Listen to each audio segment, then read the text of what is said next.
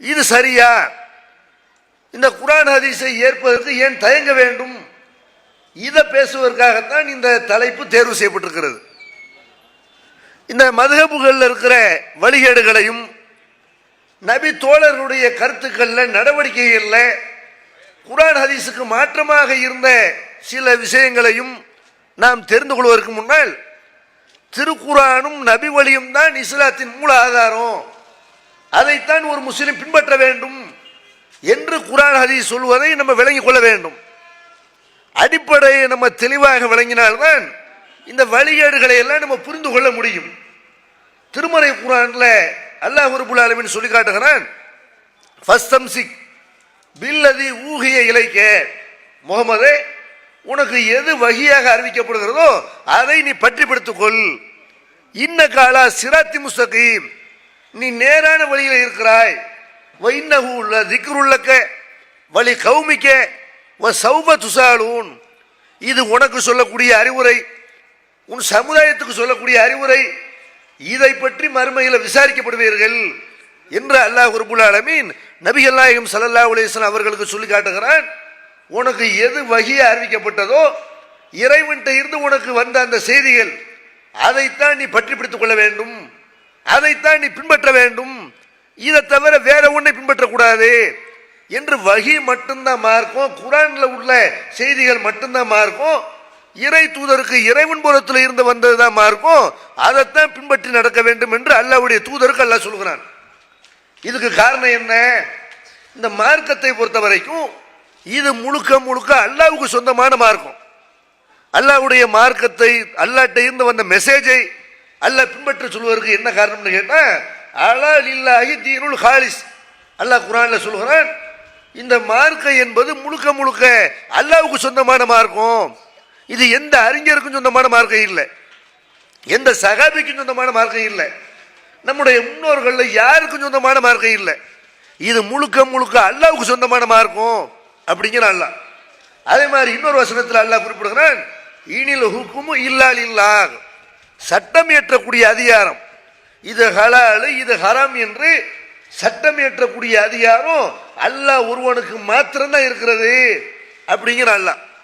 வேற ஒரு வசனத்தில் அல்லாஹ் சொல்கிறான், வமல்லம் யஹ்கும் பிமா அன்ஸலல்லாஹ் ஃபஉலாயிக ஹுமுல் காஃபிரூன், அல்லாஹ் இறக்கி வைத்ததை கொண்டு யார் தீர்ப்பு வழங்கவில்லையோ அவர்கள் காபிர்கள், இந்த மார்க்கத்தை மறுத்தவர்கள் அப்படின்னு அல்லாஹ் என்ன செய்யறான்னு கேட்டா, அல்லாஹ்விடமிருந்து எது இறக்கி அருளப்பட்டிருக்கிறதோ அதைத்தான் நபி பின்பற்றணும். அந்த அடிப்படையில் தான் எல்லா முஸ்லீமுடைய தீர்ப்பு இருக்கணும். இந்த குர்ஆன் ஹதீஸில் உள்ளதற்கு மாற்றமாக அல்லது இதுல இல்லாத ஒன்றை தீர்ப்பாக யார் வழங்குவார்களே ஆனால் இஸ்லாத்தை விட்டு அவன் வெளியே போயிட்டான், அல்லாஹ்வுக்கு சொந்தமான இந்த மார்க்கத்தை மற்றவர்களுக்கு பங்கிடக்கூடாது, இந்த மார்க்கத்தினுடைய அனைத்து அதிகாரங்களும் அல்லாஹ்வுக்கு மட்டும்தான் இருக்கிறது என்று அல்லாஹ் சொல்கிறான். இன்னும் சொல்ல போனால் இந்த உலகத்தில் அல்லாஹ் ஏராளமான இறை தூதர்கள் அனுப்பினான்.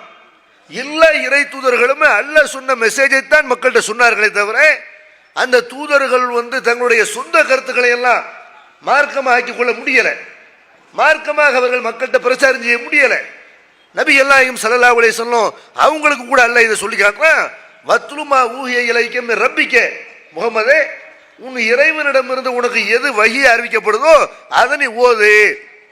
லா முபத்தில லி கலிமாத்தி, அவனுடைய வார்த்தைகளை மாற்றக்கூடியவன் யாரும் கிடையாது. அல்லாஹ் எப்படி இறக்குனானோ அப்படியேத்தான் நீங்க ஓதணுமே தவிர நீங்க எல்லாம் ஒண்ணு கற்பனை பண்ணி அரபி தெரிஞ்சிருக்கிறனால, அரபி தெரிந்த அந்த பகுதியில் இருக்கிறனால ஏதாவது ஒண்ணு அல்லாஹ்வுடைய பேரை சொல்லி நம்மளும் ஒரு வசனத்தோட சேர்த்து ஏதாவது ஒரு வாசகத்தை சொல்லுவோம், அந்த அதிகாரம்லாம் கிடையாது. அல்லாஹ் உனக்கு எதை இறக்கி வைக்கிறானோ அதை மட்டும் நீ மக்களுக்கு ஓது இப்படின்னு அல்லாஹ் குர்ஆன்ல சொல்றான். இன்னொரு வசனத்தில் சொல்லுகிறான், வைதா துத்துலா அலைஹிம் ஆயாத்துனா பையினாத்தின், நம்முடைய தெளிவான வசனங்கள் அவர்கள்ட்ட ஓதி காட்டப்படுமையானால் காலல்லதீன லா யர்ஜூன லிகானா, நம்முடைய சந்திப்பை விரும்பாத சிலர் சொல்கிறார்கள், ஈதிபி குர்ஆனின் கைரஹாதா, இந்த குர்ஆன் எங்களுக்கு வேணாம், இந்த வசனம் வேணாம், இது அல்லாத வேற ஒண்ணு கொண்டு வா, அவ் பத்திலுஹு, அல்லது இந்த வசனத்துக்கு மாற்றமாக வேறு வசனத்தை நீ மாற்றி காட்டு இப்படின்னு முகமதே உன்னிடத்தில் சொல்கிறார்கள். குல் அவங்கள்ட்ட நீ சொல்லு, குல் நபியை நீ சொல்லு, மா யகூனு லி அன் உபத்திலஹு மின் தில்காய் நஃப்ஸி, என் இஷ்டத்திற்கு நானாக ஒரு வசனத்தை மாற்ற முடியாது. அத்தபி இல்லாமாயுகா இளைய, எனக்கு எது வழியாக அறிவிக்கப்படுகிறதோ அதை பின்பற்றுவதை தவிர எனக்கு வேற எந்த வழியும் கிடையாது. இன்னி அகாஃபு இன் அசைத்து ரப்பி அதாப யௌமின் அலீம், நான் இறைவனுக்கு மாறு செய்து விட்டேனே ஆனால், அல்லாஹ் சொல்லாத ஒன்றை நானாக சேர்த்து சொன்னேனே ஆனால், அல்லாஹ் சொன்னதை மாற்றி ஒரு வசனத்தை உங்கள்கிட்ட சொல்வேனே ஆனால் அந்த மறுமை நாளுடைய வேதனைக்கு பயப்படுகிறேன். இப்படி நபி என்று சொல்லுங்கிற அல்லாஹ். அப்ப நபிகள் நாயகம் ஸல்லல்லாஹு அலைஹி வஸல்லம் அவர்களுக்கு இந்த மார்க்கத்தில் என்ன ரைட்ஸு?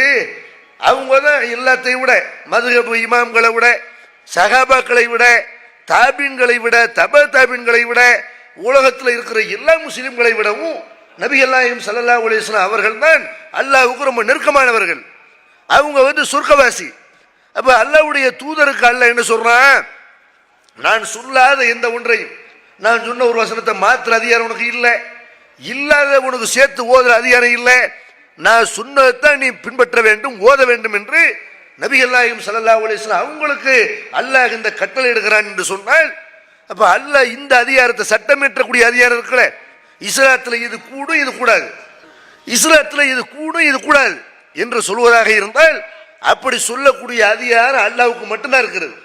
அல்லாஹ் எதை சொல்றான் அதைத்தான் தூதர் ஹலால் ஹராம் என்று சொல்லணுமே தவிர அவங்களாக ஒன்றை ஹலால் ஹராம் என்று சொல்ல முடியாது அப்படிங்கிற அல்லாஹ் ஒரு வசனத்தில் தெளிவாகவே குறிப்பிடுறான்.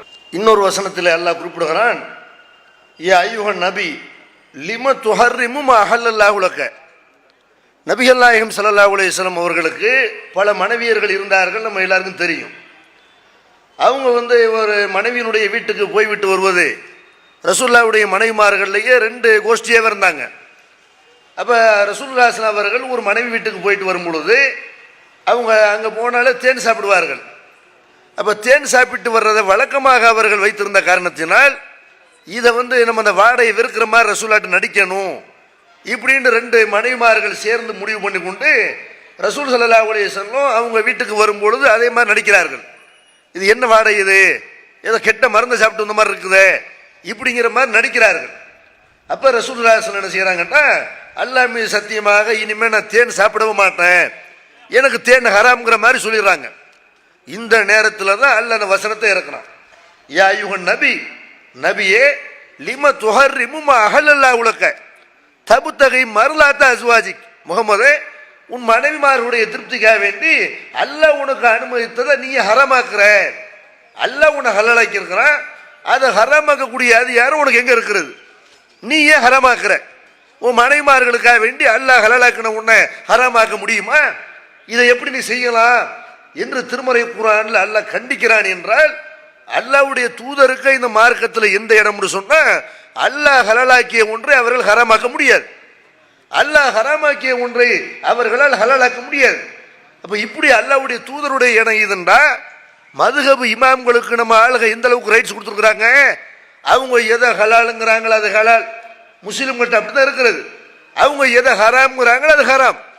அவங்க நண்டு கறி சாப்பிடக்கூடாதுன்னு ஒரு மதுஹப்ல சொல்றாங்களா, அந்த இமாம்கள் சொல்லிவிட்டால் ஹராம் தான். ஆனால் அதை யாரும் நடைமுறைப்படுத்துறதுல அது செய்யும், எல்லாம் ராடு மீன் நண்டுன்னு எல்லாம் சாப்பிட தான் செய்யறாங்க. ஆனால் மதுஹப் கிதாப் அடிப்படையில் அந்த நண்டு ஹராம் என்று சொல்லப்படுமே, ஆனால் அதை ஏற்கக்கூடிய முஸ்லிம்கள், நம்பக்கூடிய முஸ்லிம்கள், இமாம் சொன்னா கரெக்டாக தான் இருக்கும் இப்படி நம்புறாங்களே, இதை ஹராம்னு சொல்லக்கூடிய அதிகாரம் திருக்கமிடி சாப்பிடக்கூடாதுங்கிறாங்க, சில பேர் ரால் சாப்பிடக்கூடாதுங்கிறாங்க. அப்போ இந்த மாதிரி சொல்லக்கூடிய அதிகாரம் அவருக்கு இருக்குதா என்று முஸ்லிம்கள் சிந்திக்கிறாங்களான்னு கேட்டால் சிந்திக்க மாட்டேங்கிறாங்க. அப்போ அல்லாஹ் ரசூலுல்லாஹ் அவங்களுக்கு என்ன சொல்றான், நான் ஹலாலாக்குனது நான் தான் ஹராமாக்க முடியும், நீ ஹராமாக்க முடியாது அப்படிங்கிறான். இன்னொரு வசனத்தில் அல்லாஹ் குறிப்பிடுகிறான், குல்ல துஅல்லிமூனல்லாஹ பிதீனிக்கும், அல்லாஹ் தான் மார்க்கத்தை கத்து தர்றான். இதை எப்படி பார்க்கணும்? இதை முன்னோர்கள் யாரும் சொல்லியிருக்கிறாங்களா அல்ல பெரும்பான்மை முஸ்லிம்களை செய்யறாங்களா என்று பார்க்கக்கூடாது. இது அல்லாஹ் நமக்கு சொல்லி தந்திருக்கிறானா இல்ல இவங்கள கையில மடியில போட்டு உண்டாக்கி இருக்கிறார்களா அப்படி பார்க்கணும். அப்போ இவர்களாக எதையாவது யாராவது உண்டாக்குவார்களே ஆனால், இப்போ உதாரணத்துக்கு முஸ்லிம் சமுதாயத்தில் பராத்து நோன்பு என்று ஒரு நோன்பு வைக்கப்படுகிறது. இந்த பராத்து நோன்பு என்பது அல்லாஹ்வுடைய தூதர் சொன்னதா? பெருமானார் ஸல்லல்லாஹு அலைஹி வஸல்லம் எத்தனையோ சுன்னத்தான நோன்புகளை நம்ம கற்றுத்தந்திருக்கிறார்கள். அவங்க கற்றுத்தந்த சுன்னத்தான நோன்பு பட்டியலில் ஷவ்வாலில் வைக்கிற 6 நோன்பு இருக்கிறது, முஹர்ரம் பிற 9 பத்தில் வைக்கிற நோன்பு இருக்கிறது, திங்கள் வியாழன் வைக்கக்கூடிய நோன்பு இருக்கிறது, ஒவ்வொரு மாதமும் வைக்கக்கூடிய 3 நாள் வைக்கக்கூடிய அந்த நோன்பு வருகிறது. இப்படி ரசூல் ஸல்லல்லாஹு அலைஹி வஸல்லம் சில சுன்னத்தான நோன்புகளை நம்ம கற்றுத்தந்தார்கள். அரஃபா நோன்பு கற்றுத்தந்திருக்கிறார்கள். அவங்க கற்றுக் கொடுத்த சுன்னத்தான நோன்புகள் பட்டியல்ல பராத் நோன்புன்னு ஒரு நோன்பு இல்லை, மேராஜ் நோன்புண்டு ஒரு நோன்பு இருக்குதா? இல்லை. ஆனால் என்ன செய்யறாங்க, இது நோன்பு தானே, இது ஒரு இபாதத்தானே, நம்ம என்ன சினிமா பார்க்கிறோம், ஒரு நோன்பு வைக்கிற நன்மையான காரியம் தானே என்று யாராவது ஏதாவது ஒரு பெயர்ல நோன்பை உண்டாக்குவார்களே ஆனால், அல்லது ஏதாவது ஒரு தொழுகை உண்டாக்குவார்களே ஆனால், இது தொழுவதான நோன்பு தானே போய்விடுகிறார்கள். இது ரசூல்லா காட்டி தந்தார்களா? இது ரசூல்லாவுக்கு வஹி மூலமா வந்ததா? இது குர்ஆன்ல இருக்குதா? இப்படி எல்லாம் மக்கள் பார்க்கறதே இல்லை. அல்லாஹ் என்ன கேட்கிறான், குல்ல தொல்லி முனல்லாக தீனிக்கும், முகமதே இந்த மக்கள்கிட்ட நீ கேளு, எப்ப நீங்க ஒரு தீனை அல்லாஹ்வுக்கு அறிமுகப்படுத்துறீங்களா? உங்கள் தீனை நீங்கள் அல்லாஹ்வுக்கு கற்றுத்தருகிறீர்களா? எது தொழுகை, எது நோன்பு, எது இபாதத்து, எதை செய்தாலும் மறுமையில் வெற்றி கிடைக்கும் என்று நான் தான் உங்களுக்கு சொல்லி தருவேன் தவிர நீங்க உன்னை உண்டாக்கி இது உன்ன தீனில் உள்ளது, இது உன்ன மறுமையில் சொர்க்கத்தை தேடி தரும் அப்படின்னு அப்ப நீங்க அல்லாஹ்வுக்கு போட்டிய ஒரு மார்க்கத்தை உண்டாக்குறீங்களா? நீங்க அல்லாஹ்வுக்கு பாடம் படிச்சு தர்றீங்களா? இப்படி நல்லா என்ன செய்யறான், தீண்ட ஏங்களை தான் அதிகாரம் இருக்கிறது. எவன்கிட்ட அந்த அதிகாரம் இல்லை. எவனும் ஒரு தொழுகை உண்டாக்க முடியாது, ஒரு நோன்பை உண்டாக்க முடியாது, புதுசா ஒரு ஹஜ்ஜை உண்டாக்க முடியாது, புதுசா ஏதாவது ஒரு இபாதத்தை உண்டாக்க முடியாது. எல்லா அதிகாரமும் எனக்குங்கிறான். அந்த மாதிரி இந்த அதிகாரத்தை வேறு யாருக்காவது பங்கு போட்டு கொடுத்தால், சகாபாக்கள் கொடுத்தாலும் சரி, அதை தாபீன்கள் கொடுத்தாலும் சரி, அவங்களுக்கு பின்னாடி வந்தவங்களுக்கு கொடுத்தாலும் சரி, அல்லது இமாம்களுக்கு கொடுத்தாலும் சரி, சட்டம் இயற்றக்கூடிய அதிகாரத்தை இது ஹலால் ஹராம் என்று ஒரு தீர்ப்பு சொல்வதாக இருந்தால் அல்லாஹ்வுடைய வேதத்தில் இருந்து சொல்லணும், அல்லாஹ்வுடைய தூதருடைய போதனையிலிருந்து சொல்லணும். இப்படி சொல்லாம இவங்களாக ஏதாவது ஒரு தீர்ப்பு வழங்குவார்களே ஆனால் அந்த தீர்ப்புக்கு கட்டுப்படக்கூடிய ஆளுங்க ஷிர்க் வைக்கிறார்கள். இந்த பெரியார்களை எல்லாம் அல்லாஹ்வுக்கு நிகராக அதிகாரத்தை அவர்களுக்கு பங்கு போட்டு கொடுத்து அவங்களை கடவுளாக்குகிறார்கள் அப்படிங்கிற அல்லாஹ். அம்லகும் சுரக்காவும் சரவுலகும் மின தீனி மாலம் ஏதன் பிகில்லா, அல்லாஹ் அனுமதிக்காத எல்லாம் அனுமதிக்கக்கூடிய மார்க்கமாக ஆக்கி வைக்கக்கூடிய கடவுளர்கள் இவங்களுக்கு இருக்கிறார்களா அப்படிங்கிற அல்லாஹ். அல்லாஹ் எதை அனுமதிக்கலையோ அதை அனுமதிக்கக்கூடிய மார்க்கமாக்கி வைக்கக்கூடிய கடவுளர்கள் இருக்கிறார்களா அப்படின்னு கேட்ட என்ன அர்த்தம், அல்லாஹ் தான் உன்னை அனுமதிக்கணும். அல்லாஹ் அனுமதிக்காத உன்னை, அல்லாஹ் கத்து தராத உன்னை யாராவது உண்டாக்குவார்களே ஆனால், ஒரு சட்டம் சொல்வார்களே ஆனால் அது குப்பையில தூக்கி போடணுமே தவிர அதை அல்லாஹ்வுடைய கருத்துக்கு நிகராக முஸ்லிம்கள் அப்படி நினைக்கிறார்கள். தொழுகிறார்கள். முஸ்லிம்களுடைய தொழுகை எப்படி இருக்கிறது, அல்லாஹ் ரசூல் சொல்லி தந்த மாதிரி இல்லை. தொழுகை எப்படி இருக்கிறது, ஒரு சில பேர் வயிற்றுல கட்டுகிறார்கள், அல்லாஹ் அக்பர் என்று தக்பீர் சொல்லி அவங்க வயிற்றுல தக்பீர் கட்டுகிறார்கள். அந்த மாதிரி தொழுகிறதுக்கு என்ன காரணம்? இப்படி ரசூல்லா கற்றுக் கொடுத்தாங்களா? அல்லாஹ்ட்ட இருந்து வந்த வகி இப்படி தான் வந்துச்சா? இதுக்கு எதாவது ஆதாரம் இருக்கான்னு கேட்டா அது ஆதாரம்னு எங்களுக்கு தெரியாது. எங்களுடைய இமாம் அபு ஹனீஃபா இப்படித்தான் சொல்லி தந்தாரு அப்படின்னு அபு ஹனீஃபாவை தான் சட்டம் ஏற்றக்கூடிய இடத்துல வைக்கிறார்கள். சில பேர் நெஞ்சின் ஓரத்தில் கட்டுகிறார்கள். நாங்களாம் ஷாஃபி, இது யாருப்பா இந்த மாதிரி கட்ட சொன்னது? தொழுகையில் இந்த மாதிரி நெஞ்சின் ஓரத்தில் கட்ட வேண்டும் என்று அல்லாஹ்வுடைய தூதர் சொன்னாங்களா? அவங்களும் வஹி மூலமா இந்த மாதிரி வந்து செய்யுது, அதுக்கு எதாவது ஆதாரம் இருக்கான்னு கேட்டா இல்லை நாங்கள் ஷாஃபி இப்படின்னு ஷாஃபிக்கு ஒரு சட்டம், ஹனபிக்கு ஒரு சட்டம் என்று எல்லா விஷயத்திலையும் பெருநாள் தொழுகை எடுத்துக்கொண்டாலும் சரி, அல்லது ஹஜ்ஜு உம்ரா போன்ற அந்த வணக்கங்கள் எடுத்துக்கொண்டாலும் சரி, எல்லா இபாதத்திலையும் பார்த்தீங்கன்னா இவங்களுக்கு ஒரு மார்க்கம், அவங்களுக்கு ஒரு மார்க்கம், ஹனபிக்கு ஒரு மார்க்கம், ஷாஃபிக்கு ஒரு மார்க்கம் என்று ஆளுக்கு ஒரு மார்க்கத்தை, ஆளுக்கு ஒரு வழிமுறையை கடைபிடிக்கிறார்களே. இந்த ரெண்டு சாராரும் யார சட்டம் ஏற்றக்கூடிய அதிகாரத்தை யாருக்கு கொடுக்கிறார்கள் என்றால் அல்லாஹ்வுக்கு கொடுக்காமல், அல்லாஹ்வுடைய தூதர் கொடுக்காமல் தங்களுடைய மதுஹப் இமாம்களுக்கு கொடுக்கிறார்கள். அப்ப எப்படி இவர்கள் அல்லாஹ்வுக்கு இவங்க என்ன வைக்க தானே செய்யறாங்க? இது அல்லாஹ் குர்ஆன்ல என்ன செய்யறான், எச்சரிக்கை பண்றான். இப்படி திருமறை குர்ஆன்லையும் நபிகள் நாயகம் ஸல்லல்லாஹு அலைஹி வஸல்லம் அவருடைய போதனைகளையும் அல்லாஹ்ட்ட இருந்து வந்த மெசேஜை தான் பின்பற்றணும், அது அல்லாத எதுவும் மார்க்கமாக முடியாது இப்படின்னு நிறைய அறிவுரைகள் சொல்லப்படுது. அதே மாதிரி பெருமானார் ஸல்லல்லாஹு அலைஹி வஸல்லம் அவர்கள் எப்பொழுது உரை நிகழ்த்தினாலும் இந்த மெசேஜை ரசூலுல்லாஹ் மக்கள்கிட்ட வைப்பார்கள். என்ன மெசேஜ்? இன்ன அஸ்தகல் ஹதீஸி கிதாபுல்லாஹ் வ கைரல் ஹதி ஹதி முஹம்மதின் வ ஷர்ருல் உமூரி முஹதஸாத்துஹா குல்லு முஹதஸத்தின் பிதா வ குல்லு பிதாத்தின் தலாலா வ குல்லு தலாலத்தின் பின்னார். செய்திகள்ல உண்மையானது அல்லாஹ்வுடைய வேதம், வழிகாட்டுதல்ல சிறந்தது முகமது ஆகிய என்னுடைய வழிகாட்டுதல், காரியங்கள்ல மகா கெட்டது புதுசு புதுசாக நீங்கள் உண்டாக்குவது, எல்லா புதிய அந்த ஏற்பாடுகளும், எல்லா புதிய விஷயங்களும், புதிய வணக்கங்களும் அது அனாச்சாரம், எல்லா அனாச்சாரங்களும் வழிகேடு எல்லா வெளியேடுகளும் நரகத்தில் கொண்டு போய் சேர்க்கும் என்று பெருமானார் ஸல்லல்லாஹு அலைஹி வஸல்லம் இந்த சமுதாயத்தில் ஒவ்வொரு பிரச்சாரத்திலையும் இதை சொல்வார்கள். எனக்கு பிறகு நீங்களாக புதுசா உண்டாக்கூடாது. அப்படி உண்டாக்குவீர்களே ஆனால் அல்லாஹ்வுடைய வேதம் இருக்கா இல்லையா உங்கள்கிட்ட, அது உண்மையான செய்தியா இல்லையா, அல்லாஹ்வுடைய தூதராகி என்னுடைய வழிகாட்டுதல் இருக்கா இல்லையா, இந்த ரெண்டு இருக்கும் பொழுது இதை விட்டு வேற ஒன்று புதுசா எவனா ஒன்றை உண்டாக்கியிருப்பானே ஆனால் அதை நீங்கள் பின்பற்றுவீர்களே ஆனால் அது வழியேடு நரகத்தில் கொண்டு போய் சேர்க்கும் என்று பெருமானார் ஸல்லல்லாஹு அலைஹி வஸல்லம் ஒவ்வொரு உரையிலே குறிப்பிடுவார்கள். இந்த அறிவுரையை முஸ்லிம்கள் விளங்கி இருப்பார்களே ஆனால் இந்த சமுதாயத்தில் மதுஹப்னு ஒன்று உண்டாயிருக்கவே செய்யாது. 4 மதுஹபா இருக்கிறாங்கல்ல, இப்படி 4 மதுஹபா முஸ்லிம்கள் இருப்பாங்களா? எல்லாரும் குர்ஆன் சொல்றதுக்கு ஹதீஸ் சொல்றதுக்கு கட்டுப்படக்கூடியவர்களாக இருந்திருப்பார்கள். இந்த சமுதாயத்தில் தரிக்க வந்திருக்குமா? எல்லாரும் அல்லாஹ்வுடைய தூதரத்தை மாடல் ஆக்கியிருப்பார்களே தவிர ஷேகுமார்கள்ங்கிற பேர்ல பித்தலாட்டக்காரர்கள் உள்ள வர்றான்ல, இவனை தலைவனாக ஏற்றுக்கொண்டு போயிருக்க மாட்டார்கள். அப்ப இது திருமறை குர்ஆனுடைய இந்த வசனங்களும் அல்லாஹ்வுடைய தூதருடைய இந்த போதனைகளும் குர்ஆன் ஹதீஸை மட்டும்தான் பின்பற்ற வேண்டும் என்பதற்கு இதுவே போதுமான ஆதாரம் தான். இந்த ஆதாரங்களை பார்த்தாலே என்ன விளங்கிக்கலாம், குர்ஆன் ஹதீஸ் மட்டும் நமக்கு போதும், வேற எதுவும் தேவையில்லை என்று விளங்கிக் கொள்ளலாம். ஆனாலும் கூட சில பேருக்கு இன்னும் சில கூடுதலான செய்திகளை சொல்ல வேண்டியிருக்கிறது.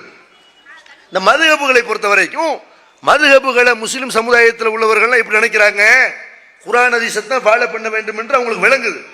குர்ஆன் ஹதீஸை தான் ஃபாலோ பண்ணணும். எல்லாரும் குர்ஆனை மறுக்கிற யாராவது ஒரு முஸ்லீம் இங்க இருக்கிறானா? அப்படி இல்லை. ஹதீஸை மறுக்கிற யாராவது ஒரு முஸ்லீம் இருக்கிறானா? அப்படி இல்லை. எல்லா முஸ்லிம்களுமே ஹதீஸை ஃபாலோ பண்ண வேண்டும், ரசூலுல்லாஹ் மதிக்க வேண்டும் என்றுதான் எல்லா முஸ்லிம்களும் சொல்கிறார்கள். அப்ப மதுஹபை ஏன் ஃபாலோ பண்றாங்க? மதுஹபை ஃபாலோ பண்றதுக்கு என்ன காரணம்னு கேட்டா அவங்க அதுக்கு ஒரு நியாயத்தை வைத்திருக்கிறார்கள். இந்த மதுஹபுகள் எல்லாம் எல்லாம் குர்ஆன் ஹதீஸ் அடிப்படையில் ஆய்வு செய்து இது உண்டாக்கப்பட்டிருக்கிறது. குர்ஆன் ஹதீஸ்ல இருந்துதான் இதை சாறு பிடிந்து நமக்கு தந்திருக்கிறார்களே தவிர குர்ஆன் ஹதீஸ்ல இல்லாத எல்லாம் நமக்கு இமாம்கள் சொல்லித் தரல. இமாம்கள் மதுஹப் சட்டங்கள் உண்டாக்கி இருக்கிறாங்கல்ல, இது குர்ஆன் ஹதீஸ் அடிப்படையில் தான் இதெல்லாம் உண்டாக்கப்பட்டிருக்கிறது என்று நம்புகிற காரணத்தினாலதான் குர்ஆன் ஹதீஸ்னு சொல்லும் போது என்ன செய்யறாங்க, அதெல்லாம் நீங்க விளங்க முடியாது, குர்ஆனை விளங்க முடியாங்கிறாங்க. குர்ஆன் அரபி மொழியில் இருக்கிறது. மார்க்க அறிஞர்கள் என்ன செய்யறாங்கன்னா மக்களை ஏமாத்துகிறார்கள். இது ஒரு கவர்ச்சியான வாதம் மாதிரி இருக்கும். குர்ஆன் அரபி மொழியில் இருக்கல, அதை நம்மால் விளங்கிக் கொள்ள முடியுமா? நபிகள் நாயகம் ஸல்லல்லாஹு அலைஹி வஸல்லம் ஹதீஸ்கள் அரபி மொழியில் தான் இருக்கிறது, அதை நம்மால் விளங்கிக் கொள்ள முடியுமா? அப்ப அந்த அரபி மொழியில் அதை படித்து அதுல இருந்து சட்டங்களை உருவாக்கித்தான் சொல்ல முடியும். அந்த அடிப்படையில் தான் மதுஹப் அறிஞர்கள் திறமை மிக்கவர்கள், நல்ல படித்தவர்கள், விவரமானவர்கள், ஆய்வுல ஈடுபட்டவர்கள். அப்ப அவங்க குர்ஆன் ஹதீஸை படித்து அவங்களுக்கு கிடைத்த சட்டங்களை தான் மதுஹப் நூல்கள் என்று உண்டாக்கி இருக்கிறார்கள். இப்படின்னு உலமாக்கள் என்ன செய்யறாங்க, ஒரு வாதத்தை வைத்து மதுஹப்ல தான் நீங்க இருக்க வேண்டும், 4 மதுஹபுகள்ல ஒன்றை பின்பற்றலாம் என்று இருப்பீர்களே ஆனால் நீங்க இஸ்லாத்தை விட்டு வெளியேறிட்டீங்க என்ற அளவுக்கு அப்படி முஸ்லிம்களை மூளை செலவு பண்ணுகிறார்கள். அவங்க சொல்ற மாதிரி குர்ஆன் ஹதீஸ் அரபியில் தான் இருக்கிறது, அதுல மாற்று கருத்து இல்லை. ஆனால் இந்த குர்ஆன் ஹதீஸ் அரபி மொழியில் இருக்கல, இதை படித்து சட்டங்களை உண்டாக்கி இருக்கிறாங்கல்ல, அவங்க எல்லாம் தமிழ்ல எழுதி வச்சிருக்கிறாங்க. மதுஹப் கிதாபுகள் என்று சட்ட நூல்கள் என்று மதரசாக்கள் இவர்கள் படித்து தருகிறார்களே, அதெல்லாம் எந்த மொழியில் இருக்கிறது? இமாம்கள் நம்ம தமிழ்நாட்டில இருந்து வந்த மாதிரி அவங்க குர்ஆன் ஹதீஸை படித்து தமிழ்ல சட்டம் எழுதி வச்சிருக்கிற மாதிரி அந்த மாதிரி மக்களை ஏமாத்துகிறார்கள். மதுஹப் சட்டங்கள் எல்லாமே அரபி மொழியில தான் இருக்கிறது. எப்படி குர்ஆன் ஹதீஸ் அரபி மொழியில இருக்கிறதோ மதுஹப் சட்டங்கள் அரபி மொழியில தான் இருக்கிறது. அப்ப மதுஹப் படிச்சா விளங்க நினைக்கலாம். ஒரு இமாம் உண்டாக்குனது, ஒரு மனுஷன் உண்டாக்குனது, அவருடைய கற்பனை, இது அரபி மொழியில இருந்தா விளங்குமா? அல்லாஹ்வுடைய வேதம் விளங்காதுன்னு மக்கள்கிட்ட பிரச்சாரம் பண்ணுகிறார்கள். இப்படி பிரச்சாரம் பண்றவங்க யாரு? மார்க்க அறிஞர்கள் மதுஹபை நியாயப்படுத்துவதற்காக குர்ஆனையே விளங்காதுங்கிறார்கள். அப்ப திருமறை குர்ஆன்ல அல்லாஹ் என்ன செய்யறான், வலா யுனப்பிஉக மிஸ்லு கபீர், யாவற்றையும் படைத்த உன் இறைவன் உனக்கு விளக்குற மாதிரி ஒரு செய்தியை சொல்ற மாதிரி வேற எவனாலும் சொல்ல முடியாது அப்படிங்கிறான். ஒரு புத்தகத்தை ஒருத்தன் எழுதுறான், அதை அவனால் விளக்க முடியல, மக்களை அதை ஏற்றுக்கொள்ள வைக்க முடியல அப்படின்னு அவனுக்கு எழுத தெரியலன்னு அர்த்தம். அல்லாஹ் என்ன செய்யறான், இறைவன் மாதிரி ஒரு செய்தி யார் விளக்க முடியுமா? அப்ப அல்லாஹ்வுடைய வேதத்தை விளங்காதுன்னு சொன்ன என்ன அர்த்தம்? அல்லாஹ் சொல்ற விளங்கும், உனக்கு நீ சிந்தித்தால் விளங்கும்ங்கிறான். இவங்க என்ன செய்யறாங்க, அது விளங்காது, குர்ஆன் விளங்காது, மதுஹப் தான் விளங்கும். அப்ப அல்லாஹ்வுக்கு விளக்க தெரியலன்னு அர்த்தம். அல்லாஹ் இறக்கிய ஒரு நூலை அவன் இறக்கிய அந்த வசனங்களை நம்ம படித்தால் விளங்காது என்றால் அதை இறக்கி வைத்தவன் கூமுட்டை, அதை இறக்கி வச்சவன் விளங்காதவன், விவரம் இல்லாதவன், அல்லாவை விட மதுஹப் அறிஞர்கள் யாரு? ரொம்ப விவரமான ஆளுங்க. இதனது அர்த்தம் அல்லாஹ் திருமறை குர்ஆன்ல எத்தனை இடங்கள்ல சொல்லி காட்டுறான், வலக்கது யஸ்ஸனல் குர்ஆனல் ذிக்ரி ஃபஹல் மின் முதக்கிர். இந்த குர்ஆனை சிந்திப்பதற்காக வேண்டி ரொம்ப எளிமையாக்கி இருக்கிறோம். சிந்திப்பவர் உண்டா அப்படிங்கிற அல்லாஹ். இந்த குர்ஆன் எளிமையாக்கப்பட்டிருக்கிறது. இதை நீ சிந்திச்சு பாருங்கிறான். நீ சிந்தனையோடு நீ இந்த குர்ஆனை பார்ப்பாயானால் இதுல உள்ள உனக்கு விளங்கும். அஃபலா யததப்பருனல் குர்ஆன அம்மா அலா குலூபின் அக்ஃபாலுஹா. அவர்கள் இந்த குர்ஆனை சிந்தித்து பார்க்க மாட்டார்களா? அவர்களது இதயத்துல பூட்டு கிடக்குதா? இப்படிங்கிற அல்லாஹ். இந்த குர்ஆனை மனசுல பூட்டு போட்டுக்கிட்டு படிக்கிறான்ல, அவனுக்கு விளங்காது. கருத்து குருடனா இருக்கிறான்ல, எதையும் விளங்கக்கூடாது, எதையும் படிக்க கூடாது, எதையும் கேட்க கூடாது. கண்ணை மூடிட்டு யாராவது ஒன்றை சொல்வார்கள் என்றால் கண்ணை மூடிட்டு போயிட்டே இருக்கணும் என்ற ஆட்டு மந்த மாதிரி இருக்கிறான் பாருங்க. அவனுக்கு தான் இந்த குர்ஆன் விளங்காதே தவிர, திறந்த மனதோட இந்த குர்ஆனை படிப்பீர்களே ஆனால் இந்த குர்ஆன் விளங்குற வகையில் இருக்கிறது. இதை சிந்திக்க மாட்டீர்களா? இப்படி நல்லா என்ன செய்யறான், திருமறை குர்ஆன்ல சொல்றான். அப்ப சிந்திக்க மாட்டீர்களா? இன்னொரு இடத்துல சொல்றான், லவ்கான மின் இந்திய கைரில்லாகில வஜது இக்திலாஃபன் கசீரா. அல்லாஹ் அல்லாத வேற யாரிடம் இருந்தாவது இந்த போதனை அருளப்பட்டிருக்குமே ஆனால் இதுல ஏராளமான முரண்பாடுகளை பார்த்திருப்பார்கள்.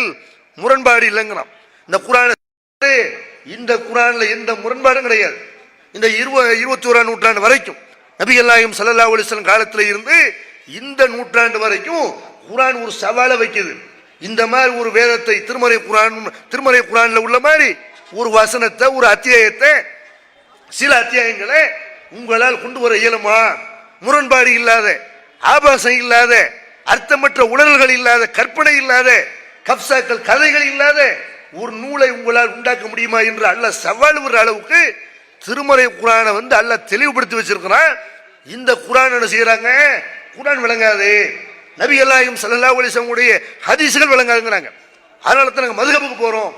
பெருமானார் ஸல்லல்லாஹு அலைஹி சொல்றாங்க, தரக்துக்கும் அலல் மஹஜத்தில் பைலா லைலுஹா கநஹாரிஹா. உங்களை வெள்ளை வெளேர் என்ற மார்க்கத்தில் விட்டு செல்கிறேன். இந்த மார்க்கத்தில் உள்ள இருட்டு கூட பகல் மாதிரி. எப்படி மார்க்கத்தில் விட்டு போறேன்? இந்த மார்க்கத்தில் இருட்டுன்னு கூட கிடையாது. உலகம்டா இரவு பகல் இருக்கும்ல. இஸ்லாத்தை பொறுத்த வரைக்கும் இரவுங்கிற பேச்சுக்காடும் கிடையாது. எல்லா பக்கத்திலையும் வெளிச்சம், எல்லா பக்கத்திலையும் தெளிவு, எல்லா பக்கத்திலும் சிந்தனை. இப்படின்னு தெளிவான மார்க்கத்தில், குழப்பம் இல்லாத மார்க்கத்தில், எல்லா கேள்விகளுக்கும் பதில் சொல்லக்கூடிய ஒரு மார்க்கத்தில் உங்களை விட்டுட்டு போறேன் பெருமானார் ஸல்லல்லாஹு அலைஹி வஸல்லம் சொல்றாங்க. அப்படிப்பட்ட மார்க்கத்தை கையில வைத்திருக்கிற முஸ்லிம்கள் நினைக்கிறார்கள் குர்ஆன் ஹதீஸ் நமக்கு விளங்காது, மதுஹப் தான் விளங்கும். இப்படி உலமாக்கள் சொல்லி தருகிறார்கள். சரி, மதுஹப்கள்ல உங்க எழுதி வைத்திருக்கிற சட்டங்கள், மதரசாக்கள்ல ஹனபி மதுஹபுக்கு என்று சில நூல்கள் இருக்கும். ஹனபி மதுஹப் சம்பந்தம், ஹனபி மதுஹபை பின்பற்றக்கூடிய மதரசாக்கள்ல அதை பாடமாக சொல்லி தருவார்கள். ஷாபி மதுஹபை பின்பற்றக்கூடிய மதரசாக்கள்ல ஷாபி மதுஹபுக்கு சில நூல்கள் வைத்திருப்பார்கள். ஃபத்ஹுல் முயின், யானா என்று சில நூல்களை அவங்க பாடமாக நடத்துவார்கள். ஹிதாயா, துருல் முக்தார் போன்ற ஹனபி மதுஹப் நூல்களை ஹனபி மதுஹப் மதரசாக்கள்ல சொல்லி தருவார்கள்.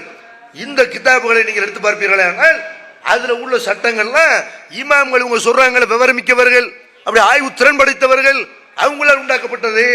அவங்கள மாதிரி உங்களால் ஆய்வு செய்ய முடியுமா? அவங்கள மாதிரி உங்களால் குர்ஆனை கரைத்து கொடுக்க முடியுமா என்றெல்லாம் கேட்கிறாங்கல்ல. இப்ப சில சட்டங்களை நான் சொல்லி காட்டுறேன் பாருங்க. இதெல்லாம் ஒரு சாதாரண ஒரு அறிவு படைச்சவங்க கூட இந்த மாதிரி சொல்லவே மாட்டான். அவ்வளவு பைத்தியக்காரத்தனங்களும் கிறுக்குத்தனங்களும் மதுஹப்ங்கிற பெயர்ல இவர்களால் எழுதி வைக்கப்பட்டிருக்கிறது.